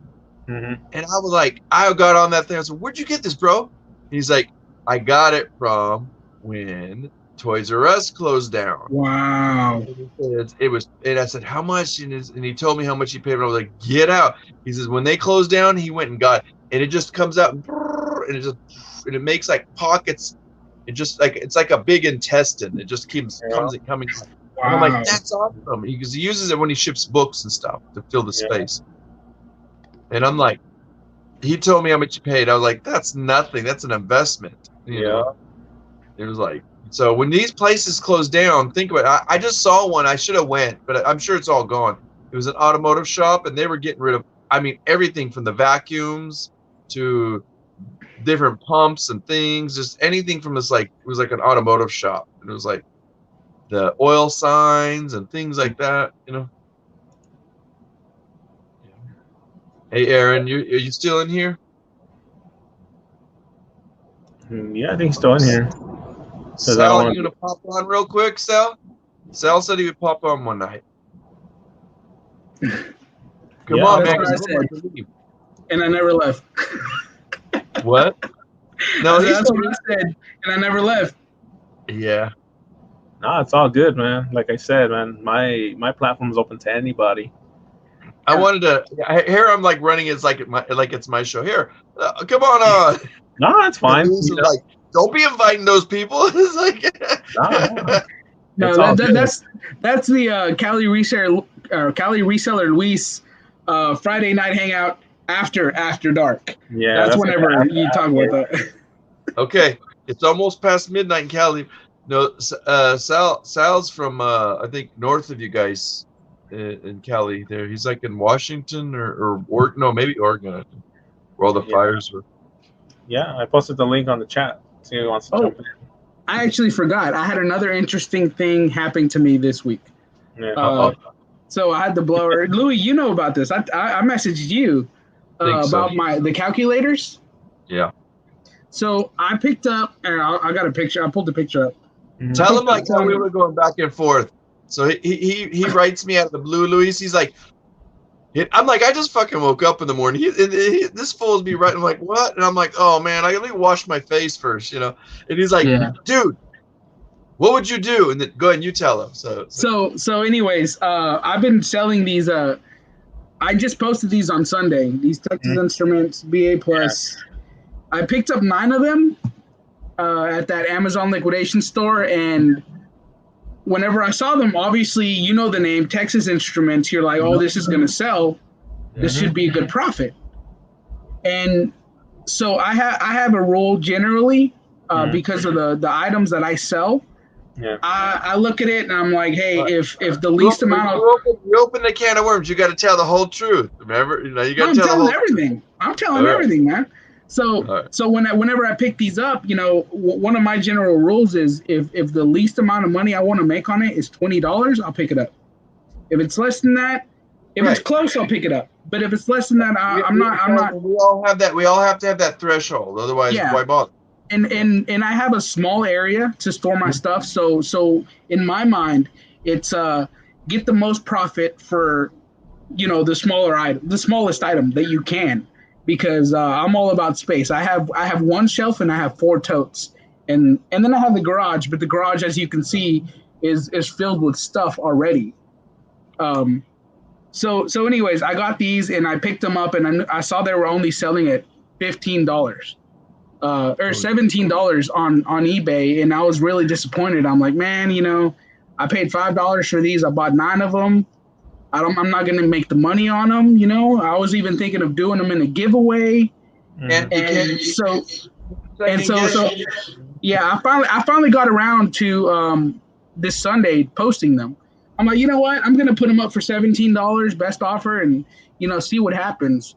And one guy sent me an offer for $16 for one, and then another guy, or the same guy, sent me an offer for 9 of them for $15. And I was like, okay. I was like, yes, $15, I'll take it all day, every day, selling them all, you know, in one sale. Mm-hmm. And so I said, I'll accept it. And I sent him I told him I accept the offer and waiting for him to pay. And then obviously the shipping said $30. So I messaged him and said, hey, if you have any issues or you have any questions or concerns, let me know. Yep. And this will be maybe a lesson to some people. Yeah. Whenever someone buys something like that, that extra shipping is going to scare them. So you have to look at, you're sending it to one person. and you want to, consolidate that shipping. That way it's not they still want to buy it and they know they're still getting a good deal, especially on shipping. Like you don't want to lose a sale over shipping if you can. Yeah. So he messaged me after I told him, hey, is there any issues or concerns? He messaged me and he said, hey, is it cool if I provide my own shipping? That's where I kind of little red flag, That's I know when he emails me and he's like, I'm not, hold your horses, Louie. I'm not there yet. so he's just supposed to sleep, man. You got to get into the nutshell, bro. I'm good. Go for it. It's a story, man. It's a learning experience. Yeah. So the issue with him, he asked if he can provide his own shipping, and I've never had this problem before. I'm still new on eBay. I messaged two people. I messaged Louie that same morning when I got the message, and I messaged Josh, Harry Tornado, because he's helped me a lot, just tremendously. Yeah. He has a whole bunch of subscribers, a whole bunch of Instagram, and he does all these videos, but he replies to me regardless, and I know he's a busy guy, so I really try not to, ask him too many questions. Yeah. But so I messaged Harry Tornado and I messaged Louie, and I said, hey, Louie, have you ever come across this, when a customer wants to use their own shipping? Mm-hmm. And, Louie gave me his advice, and based off of that, I got to thinking, if they have their own shipping, it's there's no way to protect yourself if for whatever reason they say they never got it, you don't have a tracking number and all that, and for all intents and purposes, this guy probably wasn't trying to screw me, but you want to protect yourself no matter what. Nine calculators at $15 each, and it's like, that's I think that was $180 sale. Mm-hmm.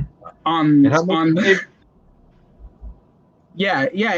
he messaged. I told him, I just straight out messaged him and I told him, hey man, that's not really how we do things. It's not my policy to have the buyer use his own shipping. I was like, hey, so I'm gonna consolidate the shipping. I'm gonna do that for you, but so I sent him an invoice. Long story short, I sent him an invoice with the consolidated shipping. I shipped it in a medium flat rate box, so it cost me about $15. Yeah. And mind you, it was 9 calculators, and he accepted it later that day. And so I messaged Louie. I was like, hey man, I sold him. He paid. Well, not before you go. Let's see if he buys it. I don't know. Yeah, no, you're sweating it a little bit.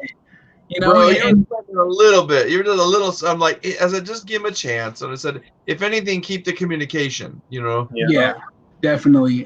Be patient. I'm a very patient person, but whenever it comes to something like I'm gonna find out in a few hours, I get very anxious.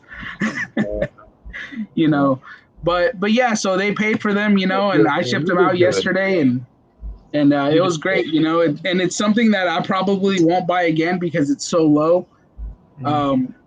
It sold quick, it sold fast, but it's something. Did you get money back on it, or did you make profit? Did you do okay? I made probably about $98 profit on that sale. Nice. And you were worried about them, you did leave out the part. You said you didn't scan them. Remember? Oh yeah. So whenever we bought them, he's trying to leave this part out, Louis. Oh, I'm sorry, I forgot. I'm trying to cut it short. I don't want these people to fall asleep on us. I know it's late.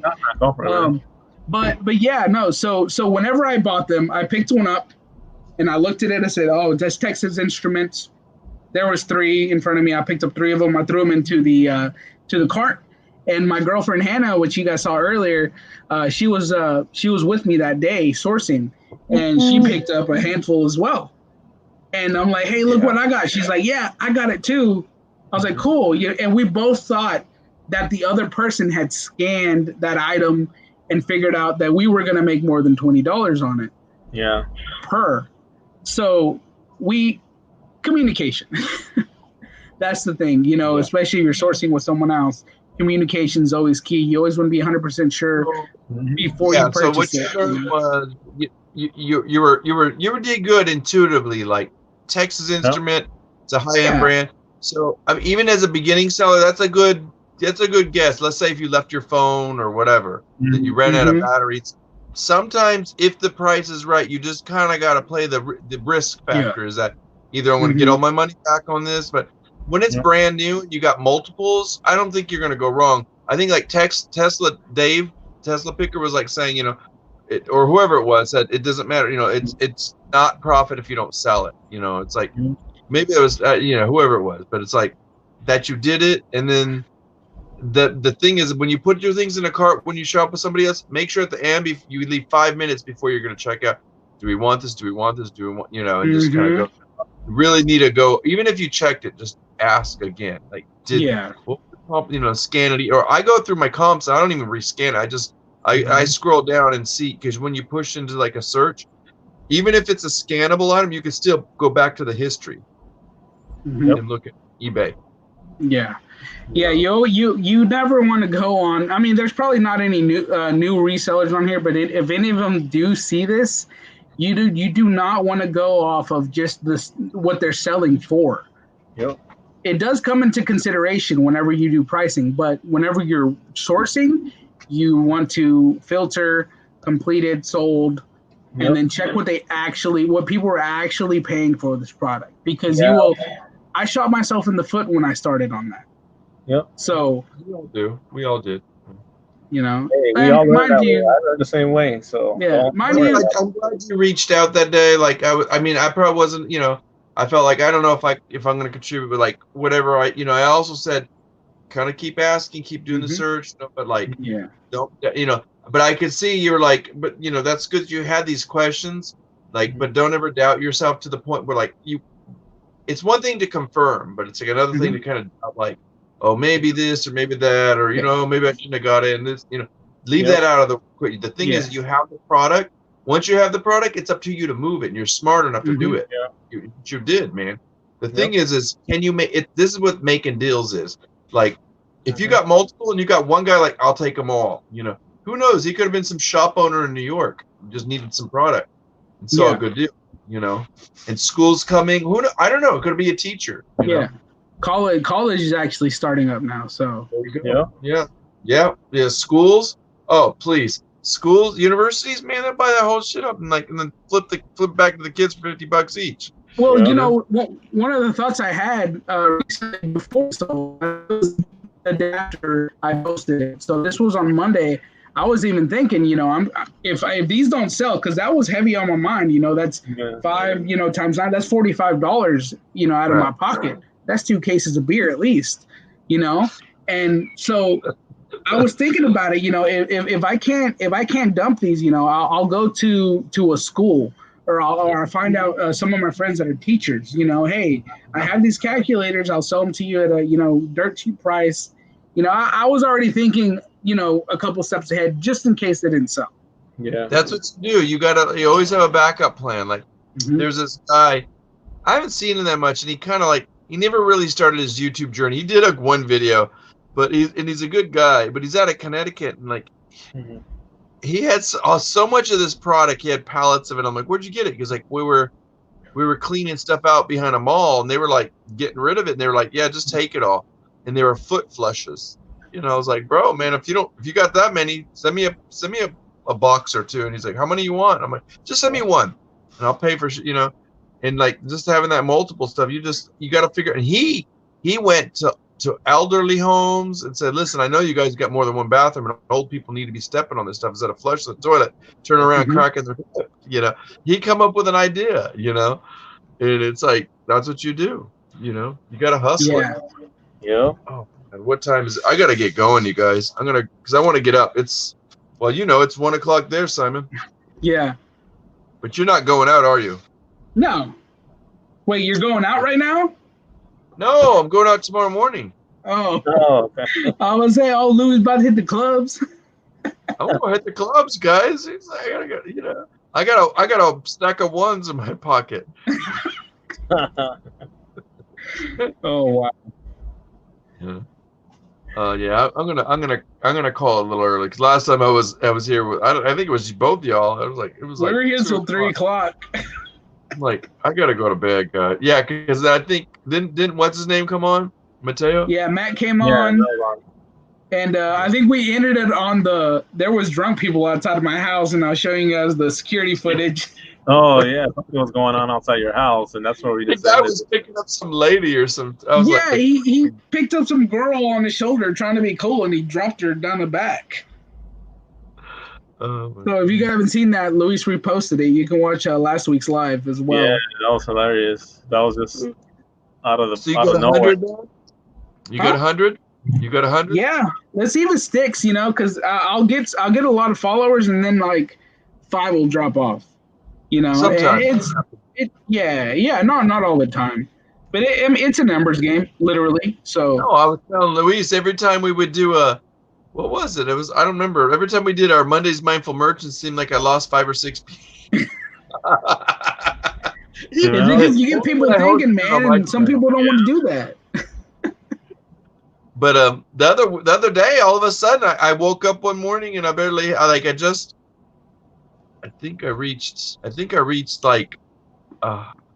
just finally reached 300, and Luis like, yeah, you'll get there. And then I think Luis, you're already at 3 something, right? Yeah, I'm like at 320 something. I think I'm not sure. I have to check. Yeah, I went on, and like the other day, I was like, what the heck? I only had 300, and I look, and it's like 320, and I'm like, what the heck just happened? Yeah. And I'm like, what? I didn't even have 320. I was struggling to get 300. Yeah. But it will go up and down, Simon. It's gonna tomorrow. You're gonna only see 2 people subscribe to you. You watch. Mm-hmm. Yeah. But I don't think that will happen. But anyways, Louis, before you go, I just want to say thank you to both of you guys. A lot of it has been, because of y'all support, letting me come on here, letting me talk. Who wants to hear me talk? But people are still in the chat, I guess. It's like we said, we don't discriminate, dude. Like we don't care. I've sat in rooms with Tesla Picker and Big Wigs like that, and it's like you just gotta be cool, just chat, like it doesn't matter as long as you got something you want to talk about and contribute. But the main thing is, shorten your stories a little bit, man, because you put me to sleep. That's all I gotta say. I'll do that in my videos when I can edit them. Yeah, that's what you got YouTube for, man. We can speed up that way. Just see, whenever I speed it up, I'll leave stuff out, and then you call me on it. Yeah. Oh, man, seriously, that's good to hear. Because to hear that people can find some place that's like. Mm-hmm. Yes. Who says it a lot too? You can make. You may not you, Simon, but I'm like people can like say, oh, I don't identify with her, but like. Emily Conway, she's gonna get big. She's gonna get big. She's already like working on 2K pretty quick, and she's monetized finally. And let me tell you what, she is. I mean, by far, like, and don't discriminate. It's not about the dudes versus the. She is probably going to be like one of the hardest working YouTubers, and I say that because she's she's a parent. Like she's trying to raise these kids when her husband's on. Doing a whole weekend gig, and she's doing that, and she's trying to sort. And she's like, what does she do, Luis? Like 4 or 5 videos a week, right? Yeah, she does like 4 or 5 videos a week, and then she does that's a lot. She does a lot, dude. That's and I know that's a lot. I can't even do I'll be like, leave one of my little funky ass. I went to Thrift Town today. I gotta find some plush. Yeah. Hey man, but Louis, I love your thumbnails. Your thumbnails are really good. Yo. Yeah. I'm working on it. Well, it's funny is like I went ahead, I didn't mean to, but one night I must have been half asleep. I pushed this button. I wake up the next morning. What the fuck is this $50 charge? And I was like, it was for a PixArt. But I was like, man, I already got it, But it turns out this one I like because it lets me cut out the people. Like if you send me a picture, I can cut out the whole thing. Yeah, and let you crop it out. Yeah. Yeah, I love the crop out thing. And then, everybody's doing the like white outline. Oh, yeah, maybe. But I'm trying to be creative. And then I'm also watching. I've been studying YouTube the last 4.5, 5 weeks, watching. And I noticed everybody, like some of the Godfathers to like just some of the good ones that are really working hard. They don't put a lot on their like in text. Now, me, I'm all about visuals. Like now, when it comes to text, I'm gonna get less and less. Except for like our mindful merchants, we gotta put our name. I don't even write Luis or my name. We just put our logos. and then sometimes I put and presented by or whatever, and then I put the people's. All it is the people, the title, and then and then sometimes I'll throw the date on there. But but the other ones I'm getting crazy. I'm gonna do a. Did you see that one I put up, Luis? Yeah, It's the one you put up. October 31st. Yeah, I saw that. Tell them about it. It's a lot of sauce. You got volcanoes. You have jack-o'-lanterns. That's an atomic bomb. Yeah. Oh, an atomic bomb. It's on my phone, so it's Yeah, when you go on there, look, these guys got on but it sucks because when they put the timestamp date on it, you can't see the details. There was some dude and crazy dog screaming and shit, and it's like, is this the end of the e-com world? Yeah. So I'm gonna have a crazy discussion where I'm gonna invite maybe 3 other people. Luis, if you want to do it, but you got to get dressed up, man. We're gonna put on a crazy wig or something. Oh, I don't want to commit. See how he is. But Luis, I got your costume, and it's for you it'd be modern. I want you to put on an afro, like one of those rainbow afros, dude. People would love you. They would love you, bro. Come on, you got that big old the rainbow. And I know. Come on as Bob Ross. Yeah, come on as Bob Ross and go and have your little painting stick and say, hey, we're gonna paint some happy squirrels today. These you could be the new home. Ross. We'll call you Roberto Ross. Ross is in the house. Did I tell you I found a shirt one of these? I was looking for vintage shirts and I found the shirt that says the two Rosses. It was Rick Ross and Bob Ross next to each other. Yeah. That's crazy, man. Where'd Simon go? You ready to go get more beer? Probably. He'll be back. Yeah. So what time are you up in the morning, Louie? I don't know. I say that, but then again, depending on my body tells me I can get up or not. But so I swapped rooms. My daughter hasn't been here in about a month, so I jumped in that room and I'm sleeping in that bed because I'm moving stuff around constantly. Yeah. So I don't know. I'm because once I get off, I got to spend another 30 minutes looking to see what good deals there's going to be tomorrow. But yeah, man, it's already 11:03 here, so it's 1 o'clock your time, right? Yeah, and you need to get to bed too, man. Nah, I'm good. Are you good, Kelly? Huh? We good? Because I'm opening another beer. Yeah, I'm good, bro. We could go another hour. We have to. Shit, I wish I had a beer. I drank all my beer not too long ago. Yeah, the good thing with living with my girlfriend that also drinks beer is he doesn't drink as much as I do. So there's almost a whole 24 pack in there, and I only have. That's all. I'm not gonna drink. Oh my God, he's a Miller Light drinker. I used to drink Miller Light. I liked what's the ones in the bottle? It was Miller. This is the genuine draft. One of the early the old genuine drafts. Yeah, the Miller Genuine Draft, the MGD. Yeah. Oh, I don't know. I've only been able to drink for 2 years, so yeah, it's the one they used to have the black label before, the Miller Genuine Draft. So you're what? You're 23? I'm joking. I'm 30. Oh shit, dude! I was like, what the fuck you talking about? See, well, you could pull it off. You look young still. Thank you. Yeah. Well, also without my hat on, you see the baby face, but then you see the receding hairline. Mm. So all good, man. Yeah. If I shave this off, I could go for the younger look. I think it was on Instagram one day, and I was like, "Who's this young fool?" I think it was one of your shaved photos. I was like, "What a baby face!" It's like, if you saw my my personal Instagram, Yeah, well, no, I did shave it off for a job interview, which I eventually got. Now, in his job, he's gonna have this big ass Duck Dynasty beard and shit. I know, right? No, well, I had a meeting with my manager today. First one since I started. I think I started 3 weeks ago. How you liking it? I'm crushing it, by the way. So nice. It's pretty good. Better pace it.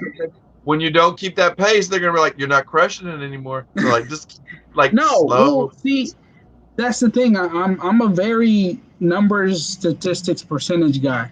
So whenever they talked about what we're doing and they said, "Hey, well, this is the bonus structure. This is how you bonus." and one of the students in my class, they asked, they said, so this is this month's bonus. How is next bonus is going to be, how are our metrics going to be measured? And I told them, I was like, what they're going to do is they're going to take the average of this month, and then they're going to hike it up 10 to 15%, and that's your next bonus. And the team leads were like, wait, did someone tell you that's, how did you know? Like I told them, I've been doing this for a long time. I know how business works. You make a good amount of money, no matter how well you do in a job or, in a sales position. They're going to see your numbers and then they're going to hike it up 10 to 15%. They're like, that was great. You did an awesome job. Now we need to get you to get to this point. Yeah. So, but it's all that's how corporate jobs and business jobs and sales jobs work. No one's ever, you can't be content with the number, because if there's no growth, you don't make no money. Yeah. And they know too that in order to keep you and in order to make you work, they gotta, like, here's some more carrots, Yeah. Straight up. Yeah, I did sales and marketing for quite a while, and I'm like, in the last job I ended up doing some project management. I was like, I got burned out. I was like, no, I'm tired of babysitting and making sure everybody's cleaning their nose, and it's like, after, like you said, it was all numbers too. Like, I ended up having, like, to pick up after people and, like, have these reports to do and stuff, and I was running all over. I didn't work for Sam's Club, but I worked at Sam's, and indirectly I was working for Sam's because we were the hired person. We got the contract to do the job, for the sales and marketing. But man, I found out about all kinds of bolos working there. Like, I had this, I had their machine. Like when you go to Walmart, the guys have those little Telzons, the scanners. Yeah. And I had one of those, and one of them I brought home, and one I found a Telzon scanner at a what do you call it? A bins one day, and I was like, I should get this, and just get the charger for it, and then just like go in there and scan that shit.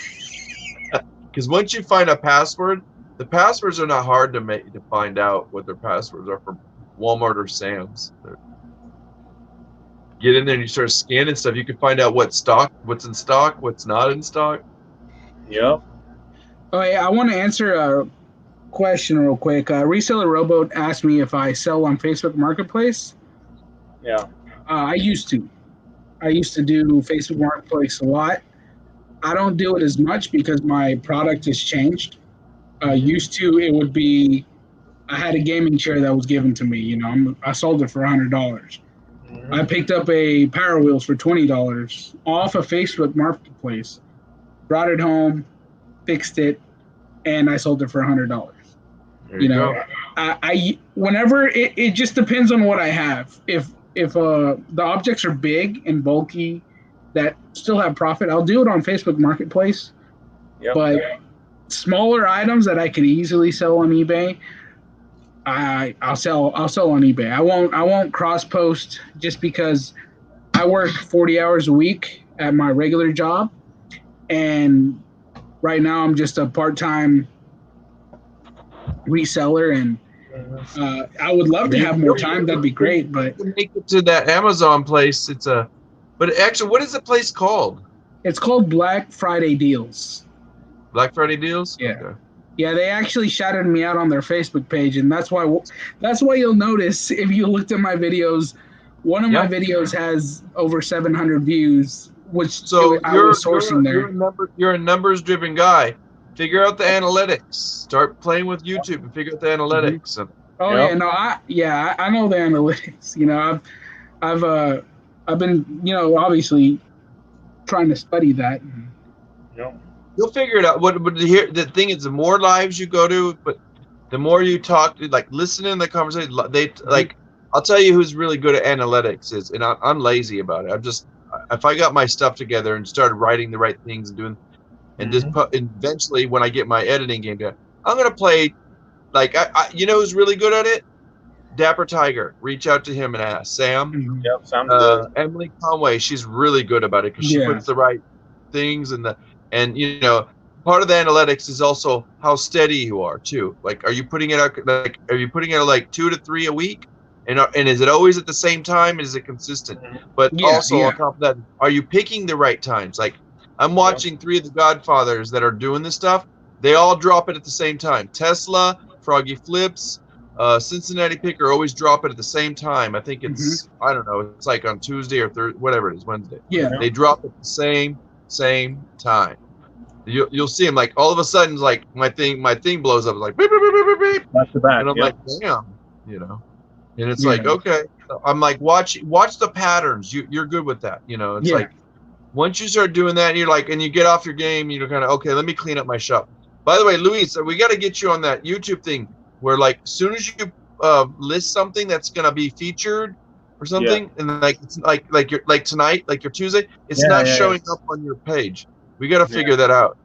So I'm gonna have to look at that up, see what's going on. No. The only reason I'm saying is like I know you want to do your auctions. That's really important for people to come to your website. They may have you bookmark and just go right to Cali Reseller Luis, and then it's not there. But like if you put it in the feature, at least it's there, you know, and they can click on it. But otherwise, they gotta hunt it, you know. Yeah. And we know people are lazy. If they gotta look for it, yeah, gonna watch it. Well, I mean, Simon, there's some truth. There's some people that are lazy. They just, you know, like, but there's people that are like, how do I find? You want to make it easy because think about it. If you're looking for subscribers and you got people that are not as able to navigate on YouTube, you got to help them out. You know. Yeah. Well, you got. You know, I'll answer. Well, I'll rebuttal to that with this. Emily Conway posted a story on her Instagram, and she had a poll. She said, what has been the most important video that you've seen? I believe it said like on reselling. You know, and I don't want to be that guy to say this, but you know, Harry Tornado's his videos have helped me a lot. Yeah. And I told her, you know, the first or the most important video that I've ever seen was I bought a robot vacuum, which I've spoken to you guys before. I bought a robot vacuum. It had Sharpie on it, so I was looking up the best ways to remove Sharpie from an actual cardboard printed box. And one of the first videos that I saw was Josh Harry Tornado, and he did a video about how to remove what's the best way to remove it, and turns out it's expo markers. Depending on the type of print. Right. And I, you know, literally since I watched that video, I went down the rabbit hole and led me to you guys, led me to Emily, you know, led me to Sumo Thrifts, and like led me to everybody. And so that to me was the most important video that I've seen on reselling because it brought me into the fold, you know. And it just takes one. You're acknowledging your history, you know. Yeah, definitely. That you know that was three. Like I've outgrown some of these guys. And I don't know. I'll be honest. I really don't remember who the first one I started watching, but like it quickly led me to like John, the Cincinnati Picker, and I still enjoy him.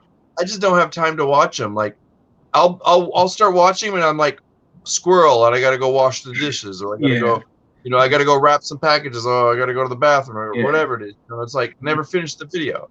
But there's one or two people that I really like now in the future. But like like when it comes to it, that you're the thing is that you're here.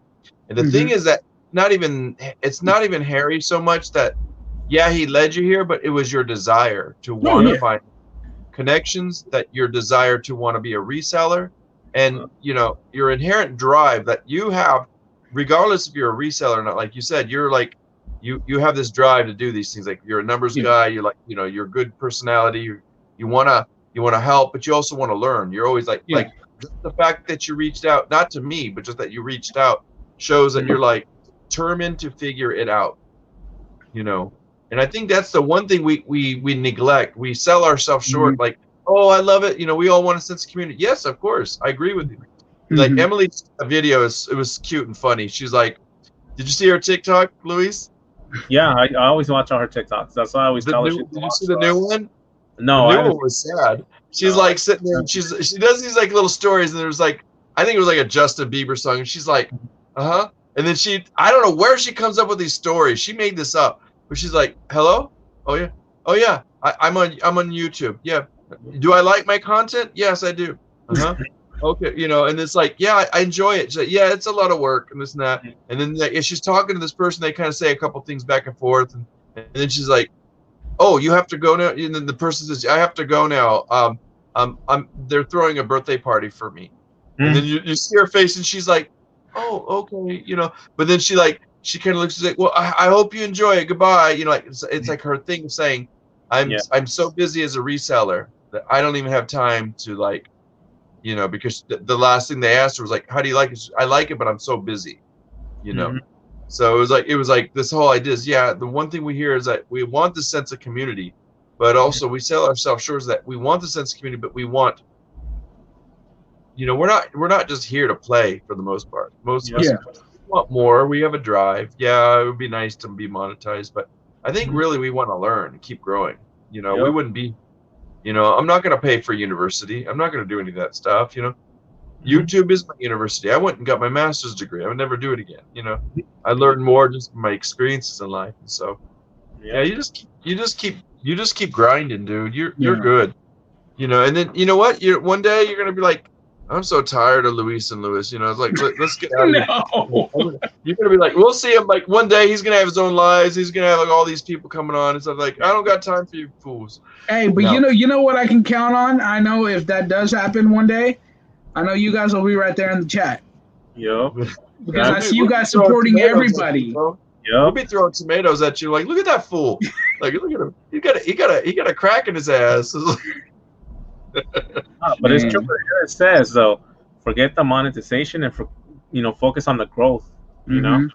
Just do the work. Make good videos. Really work on like all of them said it like what okay. So even though I don't, like I said, I have a high respect and honor for like guys like Cincinnati, because like he out of all the resellers I think has like highest like numbers, but he worked hard at it.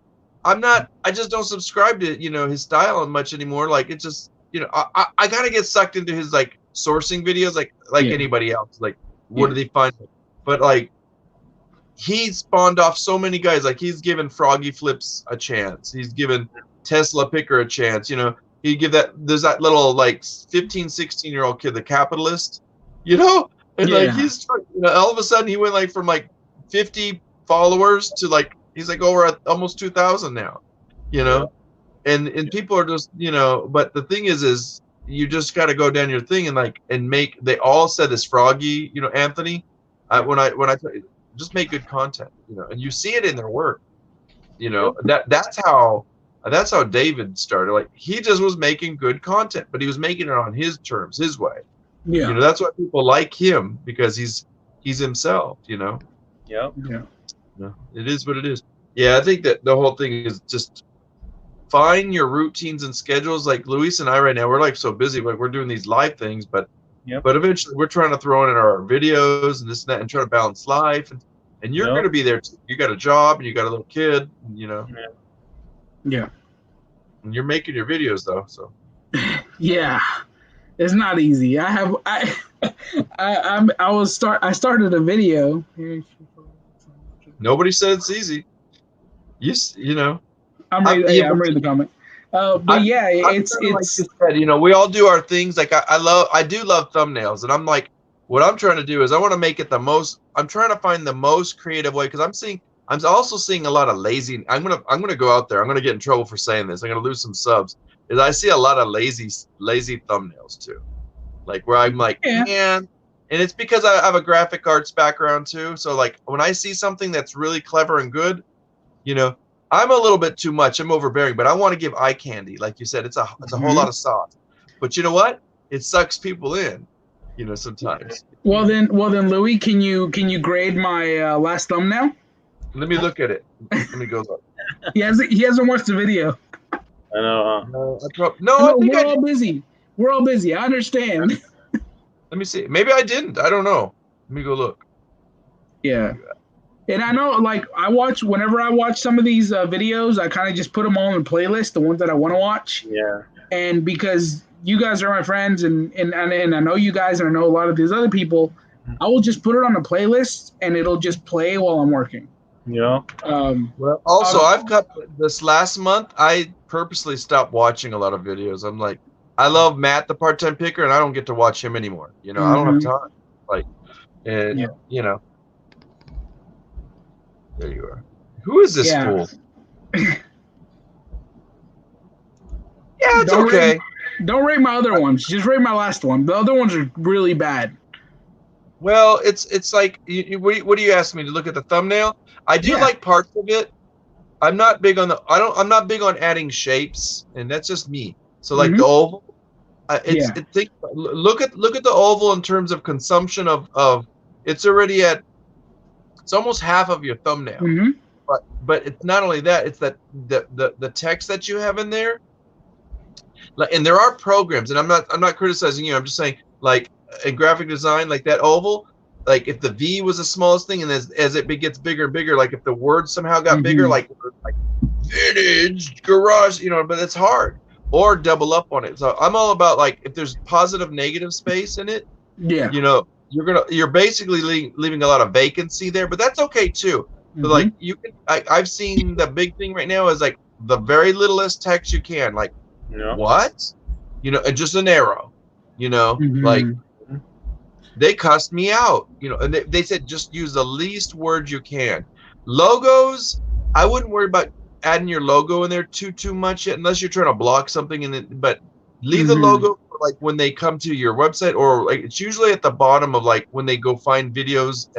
You know, when you click on home or subscriptions and then all these videos show up, your logo should be there, should always be there. So I wouldn't worry about your brand too much.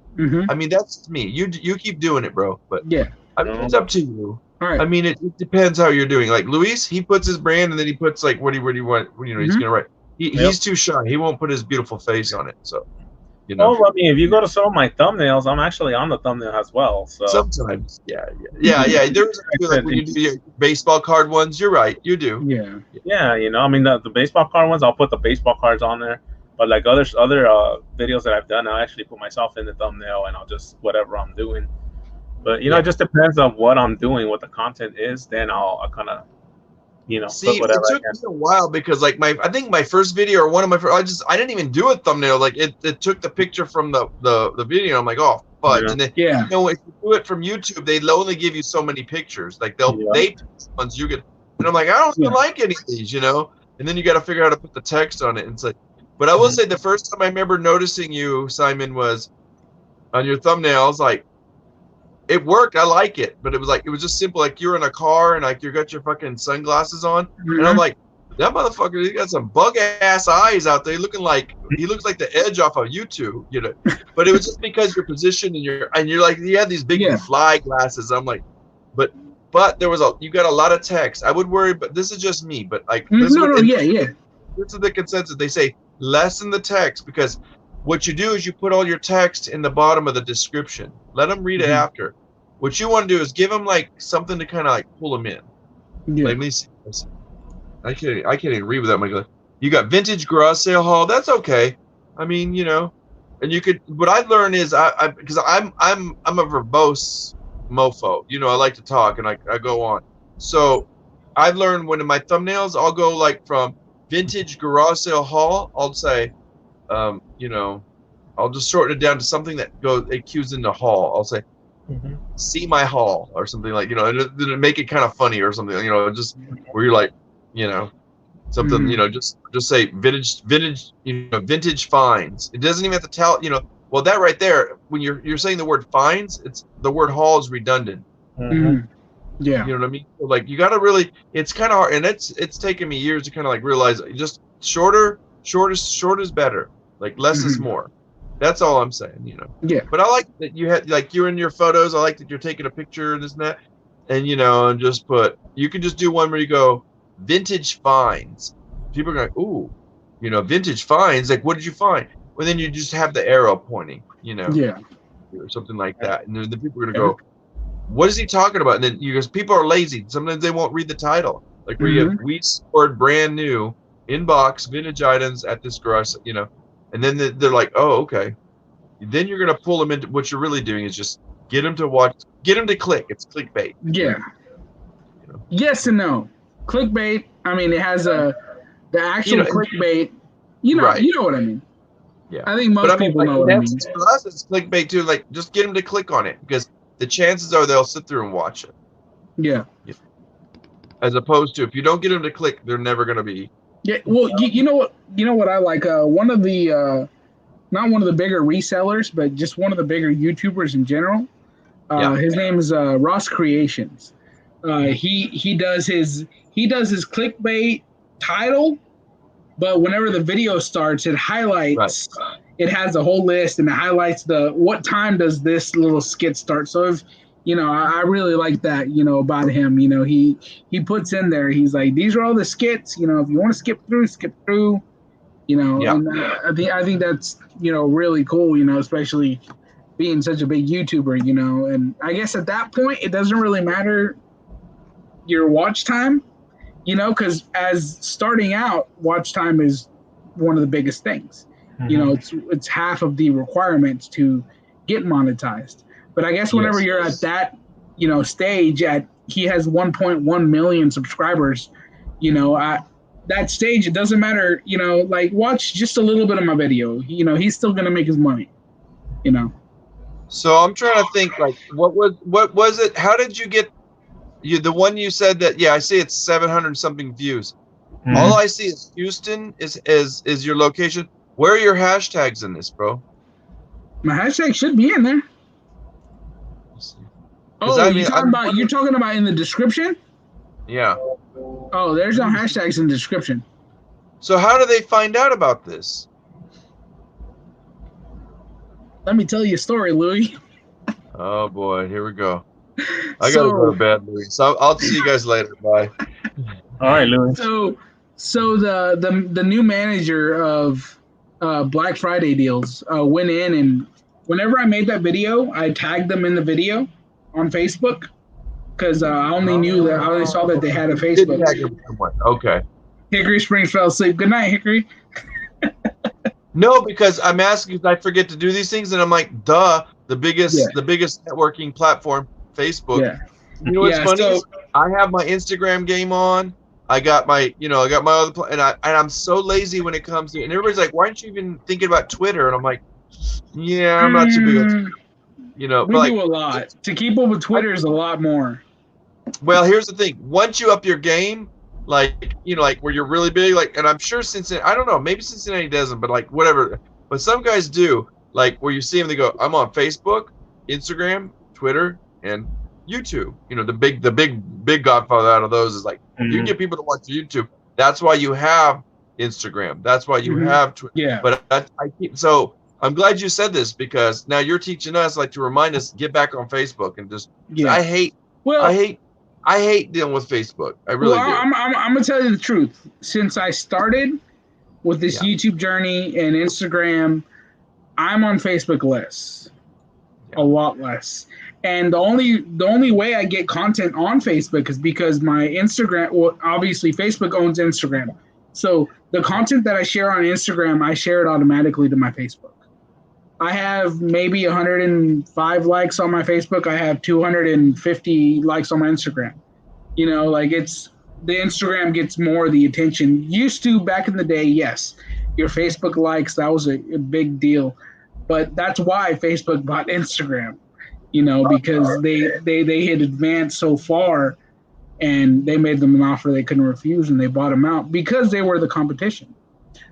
But yeah, most of I don't post directly to Facebook a lot.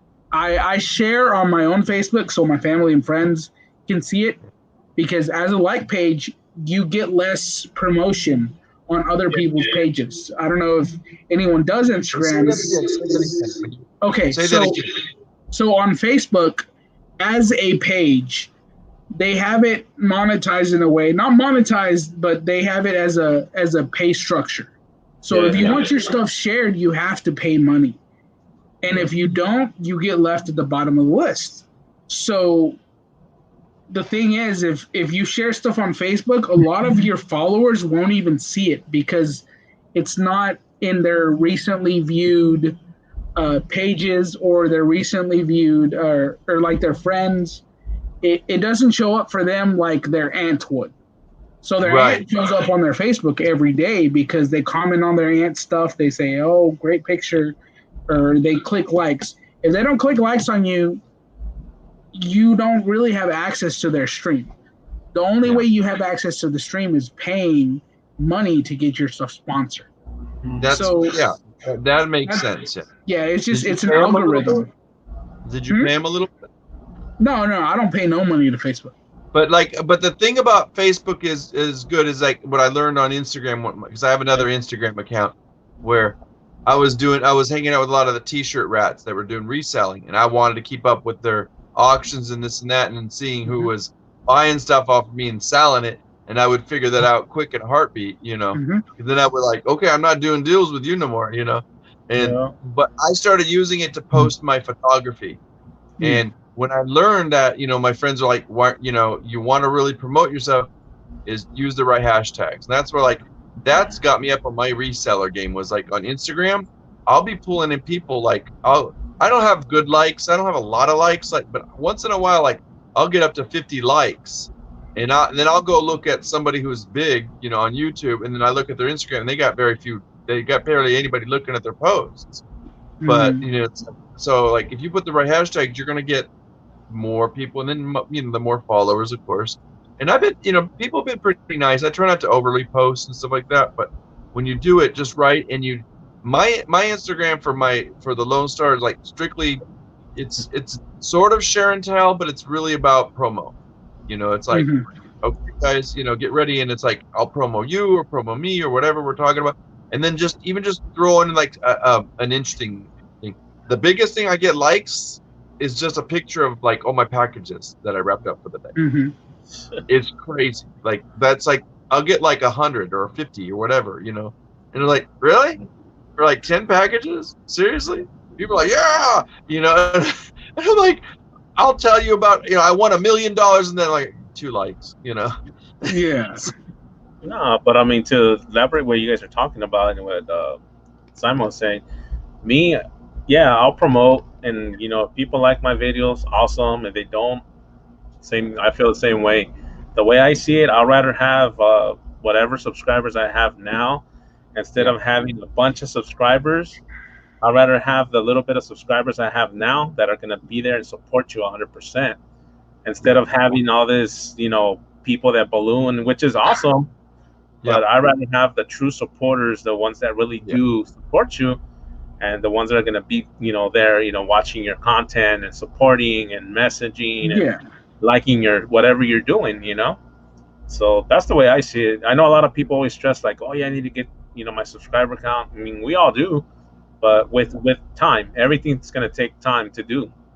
I mean, it'll be nice to get subscribers, I mean, a perfect example. But it takes a lot of work. You got to be consistent with that stuff, and like you said, just be be faithful. Like Luis said, be faithful. And I'm with him on that. I'd rather go slow. I'm going to go the slow route if that's what it takes me. But if it jumps up here and there, that's real. I'll be grateful. But YouTube, I'm in for until I can start making good, solid content. In terms of just. Then I'll get that game going, but because I'm hustling so much on Instagram, Eric OBX Pickers, he gave me the best compliment, because man, with your game, because these are guys that nobody wants to mess with Instagram, but to me, I see there's a parallel with Instagram to YouTube, because you can't there's no chat rooms in YouTube, so we got to go over to the other sister side of it, and hey, hit me up on what do we all say for in a live chat? Hit me up on IG. Hit me up on IG, or oh, I want to buy that from you. Hit me up on IG. I've done private deals. Hit me up on IG. Okay, I post something. Okay, but it's that is I think I see some people they're 1,000, 2,000, whatever followers on Instagram. Then you go to YouTube and they're not even at 1K yet. And it's vice versa. And it's they get the subscribers and they don't have the watch hours. I was just about to say that. Yeah. It's funny, because I know the way that I'm going about getting subscribers is I try to get on every live I can. Yeah. You know, You and already figured it out. We've all said this is like, you want to get subscribers, just interact with people, be nice, and Mhm. Yeah. but also making friends and contacts. And then in the long run, you may not see somebody for a year, and you come back, hey, I remember you. Hey, how you doing, man? You know, Mhm. and then they come back and your social circles, and you may pick right back up and connect with them in a different way. Learn things and whatever. Yeah, because one thing, everybody that's in this community of resellers, everyone brings something different to the table. Everybody. Definitely. And A they're lot, always to a remind you lot when of you forget people, a lot stuff. of people think, well, it's the same thing. Yeah, to you it might look like it's the same thing, but if you really pay attention to what everybody brings something different to the table. And I'll tell the people watching this and you guys, as a reseller starting out, Hmm. I would have made more mistakes if I wouldn't have watched you guys, watched other people. I feel like I have a leg up getting started because of the community. What I watch, what I see. This information is free. And you don't get a lot of that nowadays. And this is really good. This is just a really good platform for learning. Well, And you're in the corporate world, so like you're in the business world, and you're in the capital B business world. One Mhm. thing you understand is that, like, if you're gonna move up in your company, you're gonna network with everybody. You're gonna be on Yeah. everybody's good side. You're gonna be, and Mhm. it's always about like, hey, I got my job done. Can I, did you need me to finish those other reports? Yeah, make sure Yeah. they're done by next. Okay, thanks. Okay, but you're always like you're communicating. But the thing is, Yeah. you're communicating because you're gathering the information. You're doing this, but you're also hunting for that raise. And it's like you're gonna just, that's it sounds redundant. It sounds cliche, and everybody says it, but like there's a pretty tight little niche here. It's a good community. Yeah, Yeah, I think yeah, it everybody's. is. It is. It's a great community. And Aaron's asking Simon a question. What's up with those upside down chairs? So these upside down chairs right there. Oh, and right there, I guess it's a wide enough angle. So these upside down chairs belong to my girlfriend's mother. They bought them in the early '90s, and it was Damn, one of the things that organizing tomorrow, man. that's organized. That's as organized as it can do. I have a one-car garage that fits a small Kia, if you're lucky. I just So give so yeah. So this is organization. You should see. I'll show you guys. I have a 74 or 71 Honda in here, little motorcycle, Yeah. and I have a bicycle and my son's bicycle. It's I have enough to walk through, and you guys can't. I'll show you guys this. This is my space station. All I have in here. So all I have is an aisle to walk through to the door, to the beer fridge, and back here. But Well, that's an important path. Don't block that path. Yeah. but to answer Aaron's question, yeah, these are some very old chairs, and I have the dining room table over here. Okay. And yeah, they were owned by my girlfriend's mom. She passed away, and that's one of the things that she wanted to keep. Yeah. And as soon as we get a bigger house, we can use it. We already have a dining room table here, but this is really big. So she wants it for our actual dining room. I'm going to refinish it. But yeah, those are just some old chairs we have and Yeah. are going to hold on to. Nice. And you can't see it, but behind the dining room chairs are a washer and dryer, brand new washer and dryer. And we've never used them since she moved here with me because the places that we've lived at have washers and dryers, and none of them are willing to drop our rent a little bit so we can use our own stuff. So they've been sitting in my garage ever since. Yeah. All right. Mari. They're giving me smack about the hoarding stuff. Yeah. Mari Hey, said, it's "Where in it's not Cali are you?" I'm in Ontario, California, Mari. All right, guys, I better go. I'm passing out. Yeah, it's almost 2 All right. o'clock, Simon. Yeah, Nicholas, he you already gotta took off his glasses. He's ready for bed. Yeah. All right, Luke. I'm so We'll like. see you, buddy. Have All right, a good. guys. We'll see you I'm gonna tomorrow. get out of here. See All you right, man. guys. See you, Simon, Louis. good talking to you, man. Bye. Peace, brother. See you tomorrow, man. Peace. All right. All right, Luis. So, how long you staying up? I'll be up for a little while more. I'm good right now. I'm good right now too. How many people in chat? 17. Yeah, we can't just stop now. Yeah, no, I actually just jumped up to 20 now. Oh, Yeah. okay. Well, oh, I just saw my girlfriend comment on there. Can you Yeah. highlight that? Money says I'm in San Diego. Nice. You're not too far from me. San Diego's like an hour and a half drive, so She's she must have watching. heard talking about the chairs, probably. Yeah. Oh man, she knows I'm drinking whiskey now. Yeah. No, but that's awesome, bro. That you guys have, you know, you guys hold on to her mom's dining room set and all that. So when you guys do have the room for it, you guys could put it up, you know. Yeah. Yeah, I actually have a lot of stuff from her grandparents. So she's from a small town in Texas called Hyco, Texas. Okay. It's they have the Billy the Kid Museum there, Yeah. and it's just a very small town, and Mm-hmm. so her grandparents owned the only like little grocery market in town for a Okay. long time, and her parents were the managers there, and they were able to gather, you know, a lot of the shop, you know. Don't get back from my phone. so you know, they were able to get a lot of this like store merchandise, like clocks and, you know, shelves and stuff like that, and I actually, since I am on the laptop, I can show you guys. All right. Oh wait, you can't see back there. So behind there, I have a Coca-Cola clock All from right. like the 90s. Yeah. Hey, what's up, man? Yeah, man, we're still up. Louis just logged off right now, but still on here for a little bit.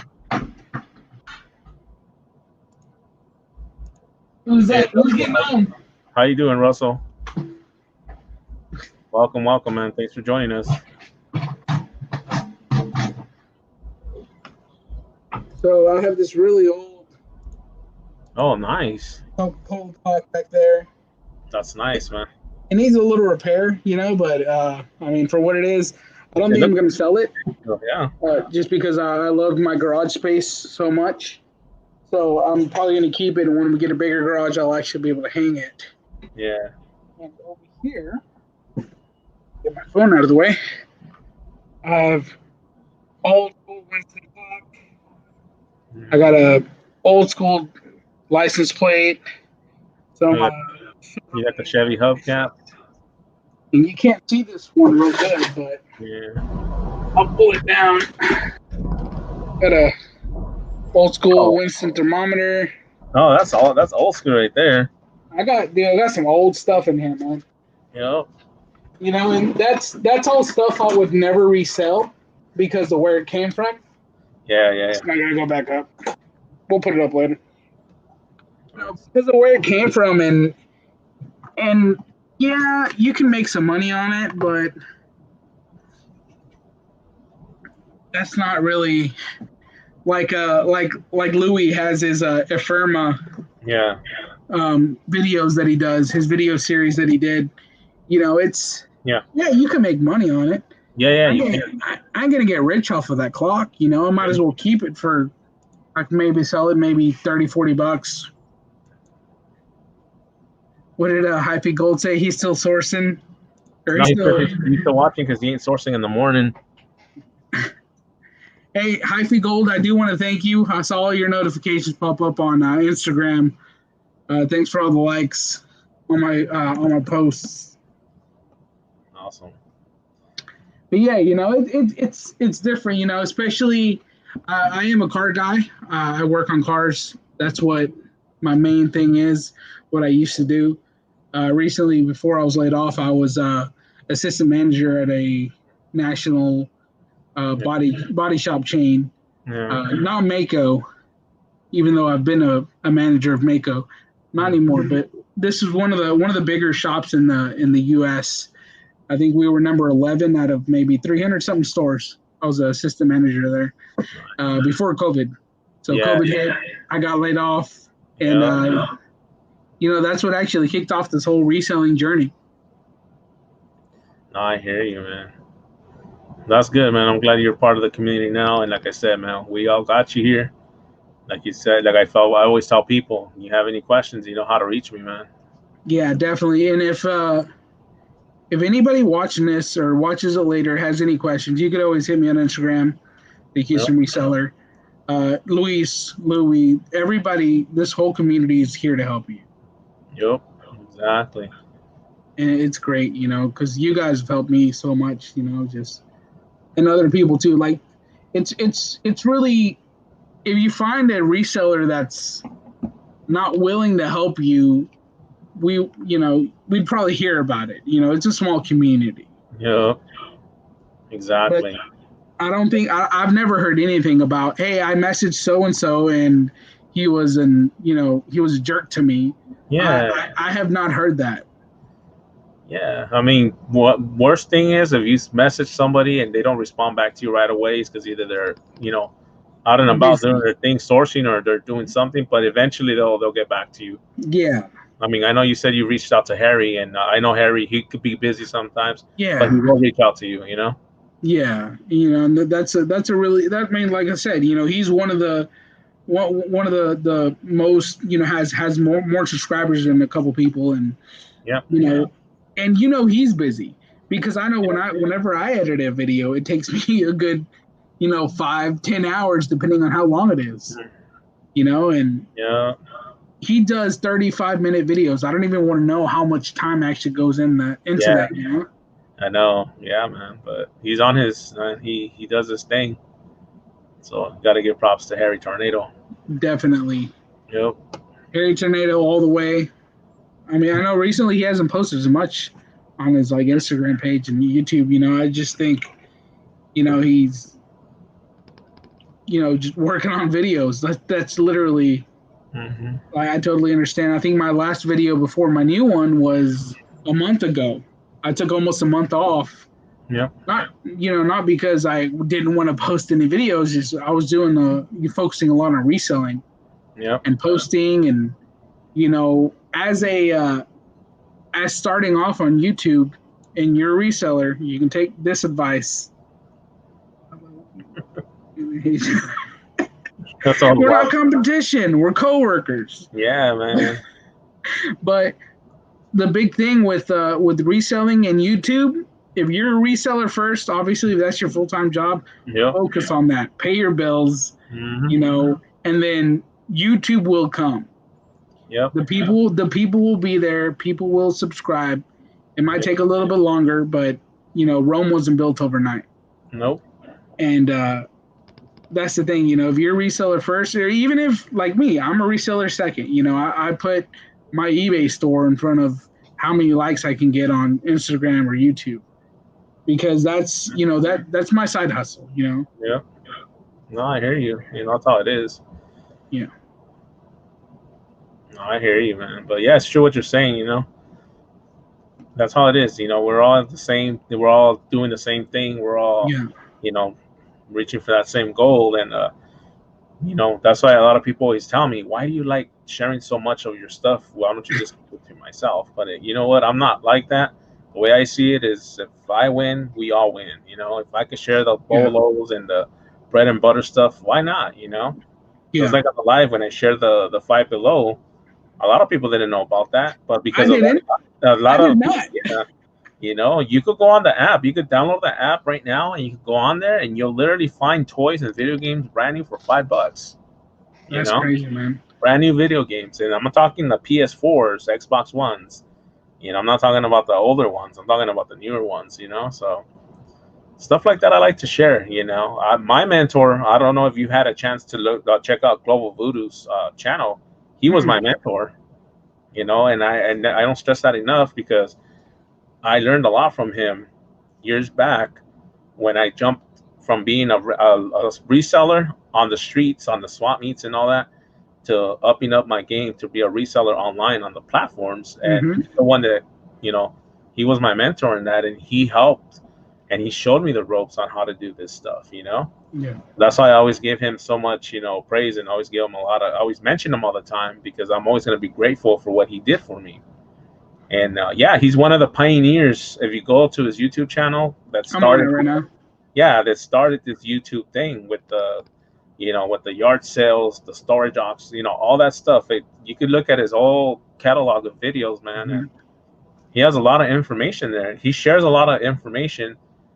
If you're willing to really, really learn and look at his stuff, you'll learn. But there's other people that are, they're just like, whatever, go to the next one. I understand the times changed and everything, but you could always go back to those videos and always look and be like, damn, he did this at this time years ago. So a Mm-hmm. lot of people think this is all new, but it's not. He's been doing this. You know what I mean? Yeah. Yeah. Reselling. I think the pandemic had a Yeah. big impact on the big boom of resellers. I guess we could call it now. Yeah. Because people are laid off, and yeah, a lot of people are resellers, but they're not resellers in the sense of Hmm. being on Instagram, and being on YouTube. Obviously reselling has been a business forever. That's actually reselling is a watered down version of what the free market economy is. You buy something and you sell it for more. That's exactly what every company ever does. Yep. They strike a deal. They get a company to build a product, to make a product that costs them 50 cents, and they sell it for Hmm. $20. That's and I think somebody talks on their live today how it's I think it was Emily Conway, how there's a stigma with resellers. Yeah.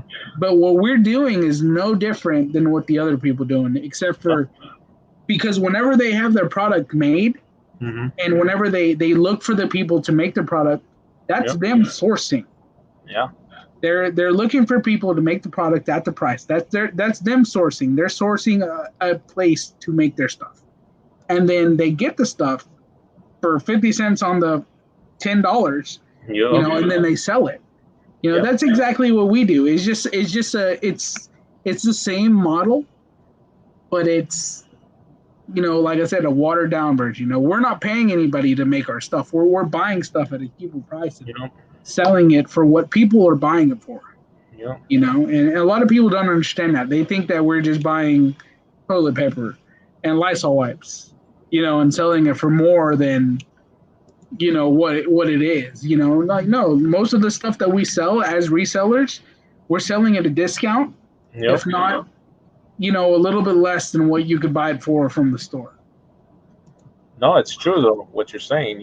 That's why when I do my auctions, I sell brand new stuff and I try to sell them. Start them at reasonable prices, because I like to sell good quality stuff for other resellers to have and have another way to source their stuff. I mean, I Mhm. got, like I said, I've been doing this for so many years that I have different, avenues to source from, and I do share a lot of the stuff with the online resale arbitrage. Like I said, the Five Below, different stuff like that. Even the Dollar Tree, you could literally buy a case of Hot Wheels online, and they will ship it to your house. And this is without you having to set a foot in their store. Mhm. All you got to do is create an account, and boom, you're set. You could browse through the stuff, and they'll ship the stuff to you. It's just Yeah. little tips like that. I didn't know none of this when I learned all this stuff. So Mhm. as I went and I learned, that's just always been my mentality, is to help and pay it forward to everybody else.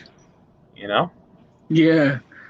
I've been told from certain people that are not resellers, that say, "Oh, you're dumb. You should be selling this information."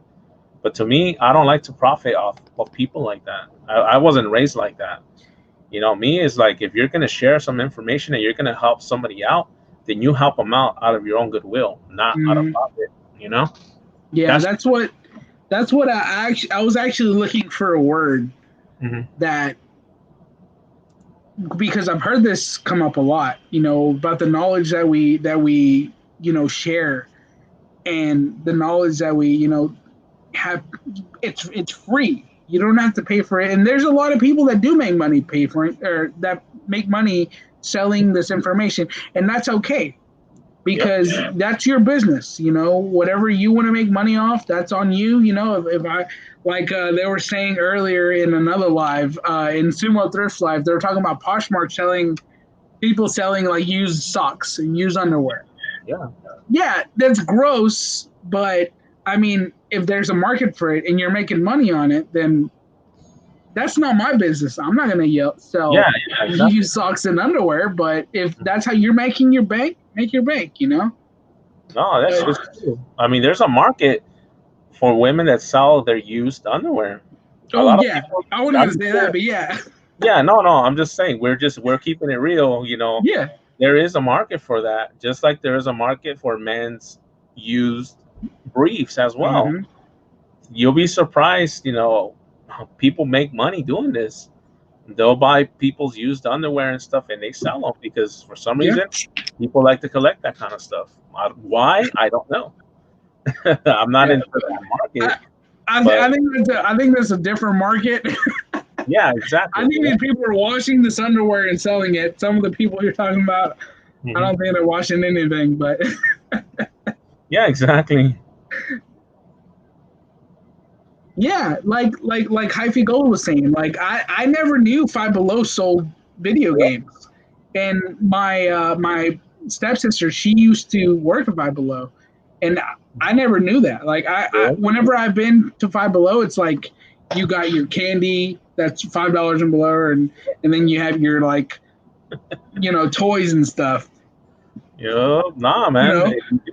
Just like at the Dollar Tree, you could literally find Xbox One games at the Dollar Tree for $1. I found the Xbox One game, PS4 games at the Dollar Tree, just like Blu-rays, DVDs, and a lot of people think like, really? How can that be possible? But you do, and I like sharing these little bowls with people because you cannot beat getting a brand new game for $1.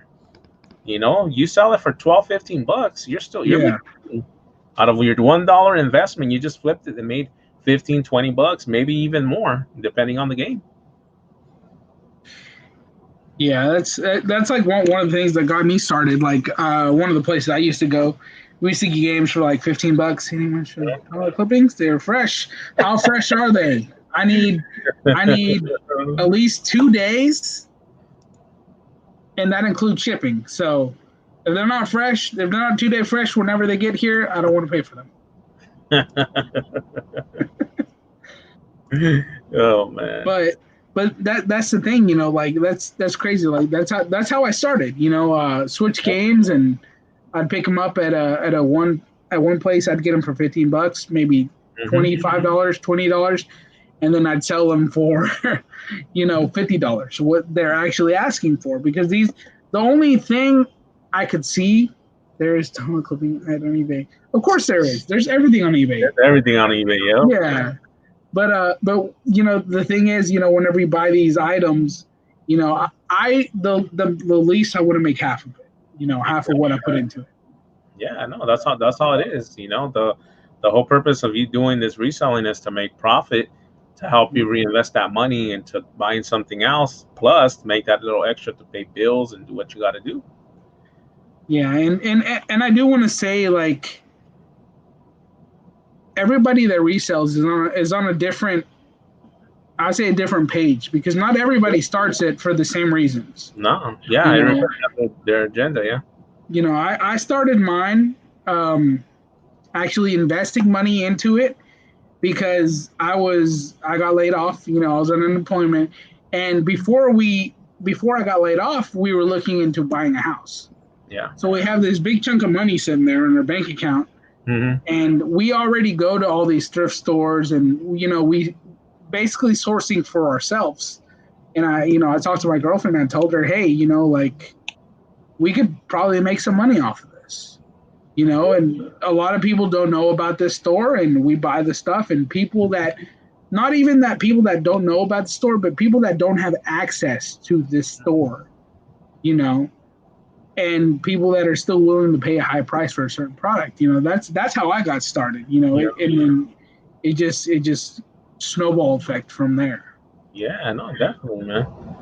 Yeah, that's all it is. I mean, that's everybody's. Like I said, me, I got into this full time years ago when I lost my job too. I was doing it part time, and I did it full time, and now I'm paying a mortgage. I'm paying, I have my kids to take care of and bills, and I do all that with the different streams of income I have. With the wholesale thing, and then doing the auctions, and doing the reselling online and stuff. So. If you guys don't know about the auctions, they're every Tuesday night, correct? Yeah, every Tuesday night. Yep. Tuesday night. Even if you're not interested in buying something, come hang out. Yeah. There. It's fun. It's so much fun. I've been on a couple things. It whenever there's a bidding war, that's when it's really exciting. You have two people that most likely that from this live. Or from other lives or from other channels, and you'll see them battle them out, and it's really interesting. It's really fun. I would definitely, if you haven't yet, subscribe to Luis and just look up his Tuesday auctions. They're so much fun. Like I said, even if you don't buy anything, it's really great to have people there. Yeah, just come out and hang out, promote your channel, promote what you got. My platform is always open to anybody on the chat to promote, do what you need to do, interact with everybody. I do free giveaways as well. So if sometimes you walk away with something without even have to spend anything. You know what I mean? But I do it because that's my way of showing, the love back to everybody for supporting me. Definitely. Yeah, and if you are on this live and you want to say something, I mean, no, I think almost what he put. Like a tester for cyclers. But like I was saying, if you want to get on, he'll throw the link on. I mean, I don't know how much time he has left. But yeah, like I was a watcher as well. Louis invited me. He said, "Hey, come watch this live." I watched it. He asked me to be on, and I'm asking you guys if you guys want to be on. I mean, I know this is Cali Reseller Luis's channel, but like I said, I was a guy that was invited here, and I've only been on. This is maybe my third time, and it's a lot of fun, especially whenever you have the itch, whenever you have this bit of knowledge or information that you have, and you feel like other people might not know. That's one of the reasons why I even decided to do any lives on here, because I feel like people need to know, what happened to me, because it might help them. Or it might, give them some sort of insight on either YouTube or reselling. Yep. Yeah, that's one of my favorite things, man. And like I was saying earlier, I actually looked up a definition. I said, what's the definition of a person that doesn't, share knowledge? I couldn't find anything that was on the nose. There's a couple words. I'm like, that's not really what I meant. But there should be a word and there's not. But if you have knowledge and you don't share it, that to me is, like I said, there's no word for it. But when I have knowledge, I want to share it. That's just who I am. Yeah, exactly, man. That's all I am too. That's why I always tell anybody, when you see me on my lives, you have any questions, even right now, if you guys have any questions, feel free to ask me any questions. Don't be afraid to ask any questions. I mean, no question is a dumb question. When you're a reseller, every question counts, because if you're not sure about something, I might have the answer. Maybe Simon has the answer, or someone else in the chat might have the answer. So don't ever think it's going to be a dumb question or anything, Yeah, and that's one of the things, not putting anybody down or anything, but I see different Instagram stories and even videos, they're saying that they made this certain amount on a certain item, and I look at it and I think, that's probably an item I would never buy, but because of the profits, they're like, oh, well, I made $9 profits on this, $10 profits on this, but that shouldn't deter you, because I make, Mhm. you know, like I said earlier, I try to make at least $20 profit on every item, but that's because I'm pressed for space. Yeah. I'm pressed for space, but there's some people that make $10 profits on like my calculators, $10 profits on 9 calculators in one Yeah. sale. And and there's a place for that. Yeah. So with me saying that, like, don't get discouraged. Like, you could sell, a $10 item that you bought for $5. eBay took their fees and you're only making $3 on it. But if you sold a lot of that Mhm. and you made, like I said, close to $100 a day, even $50 a day, Yep. that's money. That's money in your pocket. And if you're comfortable, those kinds of sales, like there's a lot of intimidating posts and YouTube videos. Like, yeah, I bought this for $10 and I made $1,000 on it, and a lot of that's clickbait. Yeah. I But mean, like sorry, I didn't mean to cut you off, no, but go ahead. one of the things is not the one thing that I always tell people is not everything that you get is going to be a home run all the time. Mm-mm. Yeah, everybody likes to post their, boom, I hit it out the park. Of course, who doesn't want to, Yeah, share that?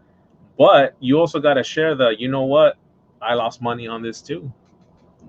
I made a couple of dollars profit on this, and that's just the reality of reselling. Sometimes you do hit the home runs, and sometimes you do make good money. Sometimes you'll make $10. Sometimes you'll make a couple dollars.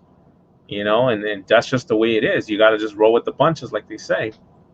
So I mean, I understand, what you're saying, that might be intimidating because you see all these other channels saying, boom, I made 1K, I made $2,000 off of this, which is awesome. I mean, you got to applaud that. But you also got to remember, there's not going to always be all those hitting the ball out of the park all the time. yeah, It does happen, and then you do have your bad days where sometimes you don't sell anything, or you sell maybe 2 items, and next day you're like 20, 30 packages in. And that's just the reality of reselling that a lot of people sometimes don't like to talk about. But like I said, I like to talk about everything on here. I'll tell you the goods and the bads of it.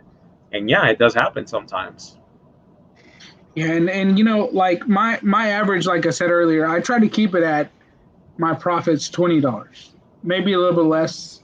Yep. I won't buy, but like I said earlier, it's because if I had a warehouse, or not a warehouse, but if I had a bigger garage, Mm-hmm. it would be, if I had a 2-car garage, it Yep. would be another space Yep. with a whole wall of shelf on it. Yep. And that's the thing, whenever you don't have a lot of space, you want to get your stuff for the highest profit you can, and you want to sell it as fast as you can. So that's when you also have to look at resale rate. You Yeah. know, just because you saw that an item sold, Yep. because whenever you look up on eBay, it only gives you the last 90 days of sales. Yeah, exactly.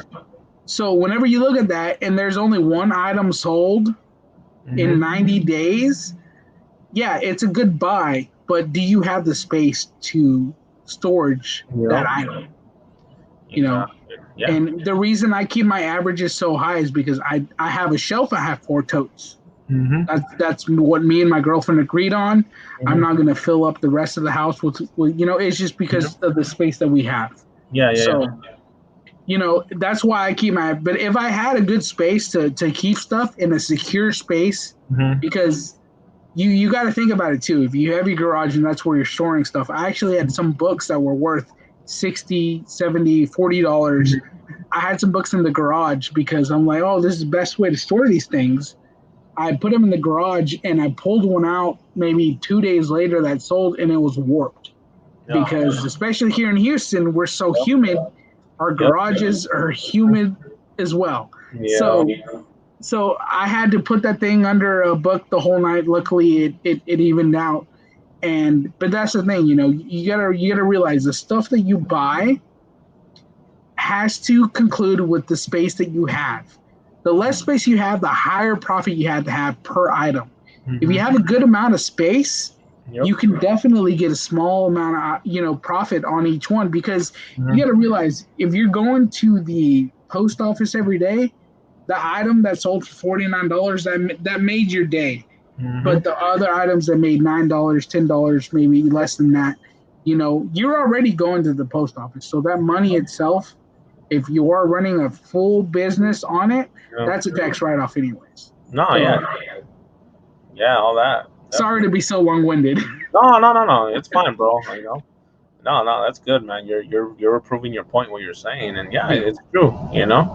I mean, everybody has, I know everybody. I have my stuff here in the den. And I try to keep it in here because I have the AC in here, so everything's climate control in here with the AC. Yeah. For the same reason. So, all right, Aaron asked best Q4 strategy. My that I could share Q4 strategy is make sure you're stocked up on boxes, tape, bubble millers. Make sure you have all those supplies. I learned that the hard way last year. I didn't stock up enough, so by the middle of Q4, I was, looking for boxes and tape and all that, but I didn't think I was gonna run out so quick. So I ended up this year. I started ordering my boxes from the post office, all the bubble millers, and I got plenty of tape and bubble packs. So I'm good for it. But that's one strategy that I could share with you to make sure you're well stocked with all your shipping supplies. And Matt said, "Why are you wearing that ugly hat?" Hey, ask Matt why he ain't on the live with his own ugly hat from the 49ers. I know, right? Hey, Matt. Yeah, it's an ugly hat to you, but remember the team of the hat that I'm wearing is two wins away from the World Series to win the World Series. So we'll see. And let me just follow up on that what you were saying about the your preparedness for Q4. Yeah.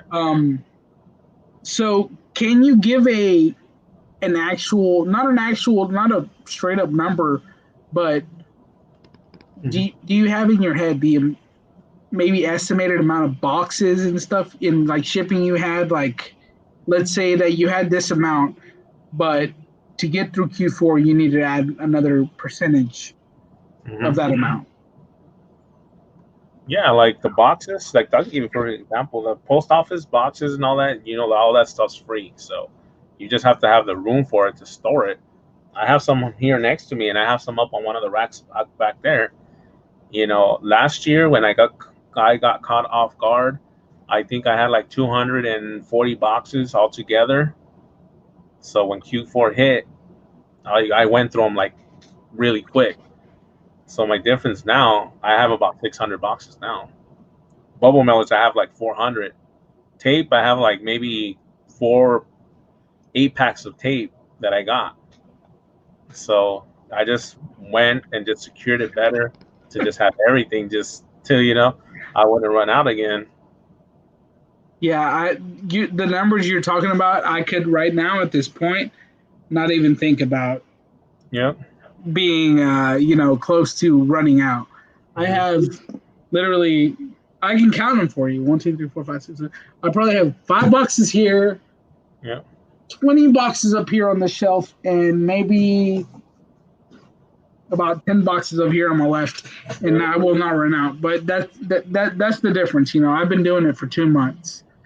And my stuff, maybe every day I at least make 1 or 2 trips with orders, or 1 trip with like at least 2 orders to the post office.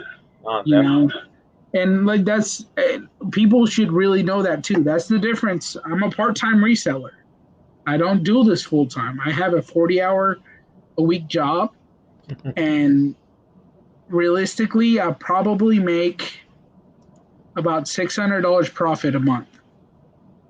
So, and to me, the way I look at it, the time that I put into it and the effort is better than most of the jobs I've had that have bonuses.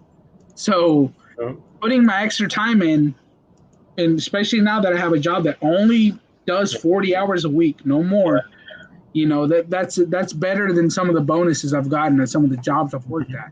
Yeah. So, and it's fun, like a lot of those jobs that I have made less than that in bonuses, I have to, really work hard at it at that job, working at least 10 hours a day. Yeah, definitely. And you know, and that's what I look at it as, you know, as a bonus. What I do on reselling, you know, that's a bonus to the actual net income that I bring in every month. Yeah. So it's really good to break it down in those aspects. Yeah. But you know, I don't want to let, you know, people believe that, you know, like, yeah, you have to spend money to make money. Yeah. That's 100% sure. But the thing is, with reselling, you can start with a low amount of capital. Yeah. You know, like with the store I go to, you know, I'm looking to make over $300 in books. I paid for 8 books, $5 a piece. Nice. You can literally start with $5 if you go to this place. You know, this is Yeah. Black Friday deals. Yeah. You can look on my channel. 2 of my last videos were about Black Friday deals, and I have their address, you know, posted on there. You know, it's not anything I'm trying to hide. There's enough product for everybody. I have no fear of, you know, too many resellers going in there. You know, that's a really good place to source, and I like to share that, especially in the Houston area or near the Houston area. You know, I travel 35 minutes to get there, Yep. and that's halfway across town. So, but yeah, if you ever want to come down here, go ahead and look up on my YouTube, and I have on every video I've talked about Black Friday deals. I have their address and I have their Facebook. Nice. So, Appreciate it. See, Matt says you can start with no capital. yeah, literally. Go in your closet. Definitely. Good point, Matt. Matt, why ain't you on here, Matt? Haven't answered that question. That's what I told my daughter. Yep. Done. All right. Good night, reseller Robo. Thanks for stopping by. Ooh. Appreciate it. Yes, a reseller robot has been a soldier because they're from my area. It's 217 where I'm at right now. Nice. So, I mean that, you know, that's a long time. Yeah, man. It's already 2 over there. Yeah. It's 1 over there, right? Or what time is it over there? It's 12:17 over here right now. Dang, that'd be nice. So don't forget to message me with your birthday for Instagram shout out. Yeah, I'm glad we ran into reseller rowboat. I've never heard of her, and I have a lot of.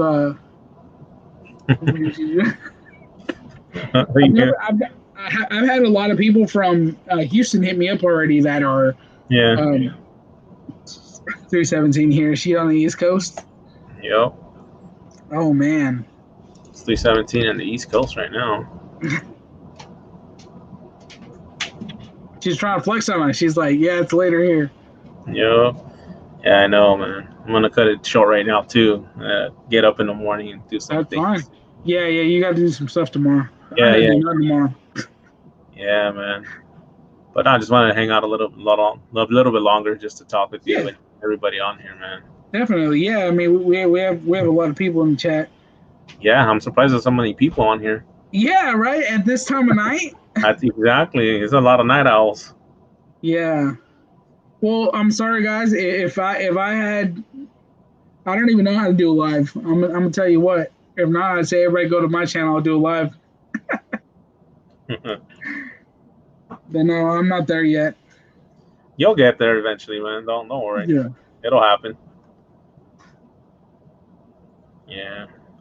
All right, guys. So with that being said, I'm gonna call it a night because it's already late, and I know, I appreciate you guys being up late and joining me on tonight's hangout. Make sure you guys hit the like button, and don't forget to subscribe if you haven't. And don't forget, Monday we'll have the Monday's Mindful Merchant with the Lone Star Picker at 1 p.m.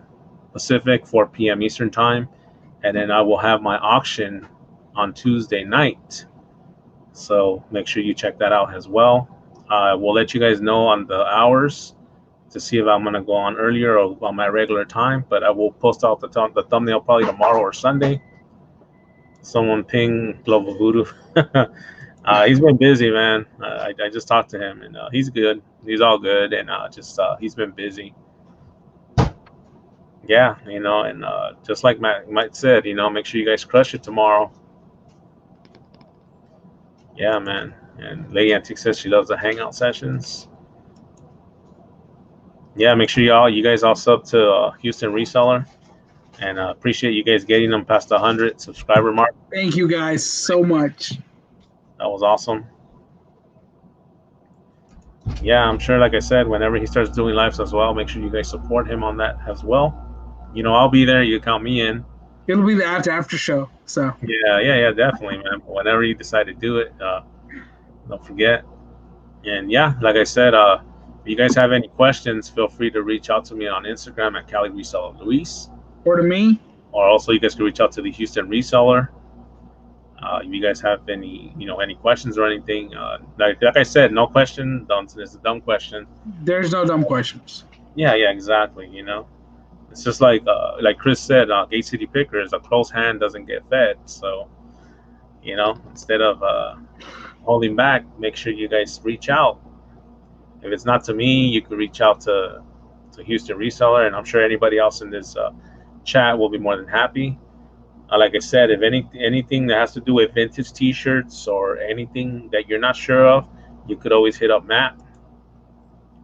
His knowledge on vintage shirts is on point. What I mean is on point. Like, he knows his stuff when it comes to vintage shirts, hats, and shoes. So make sure you guys follow Matt.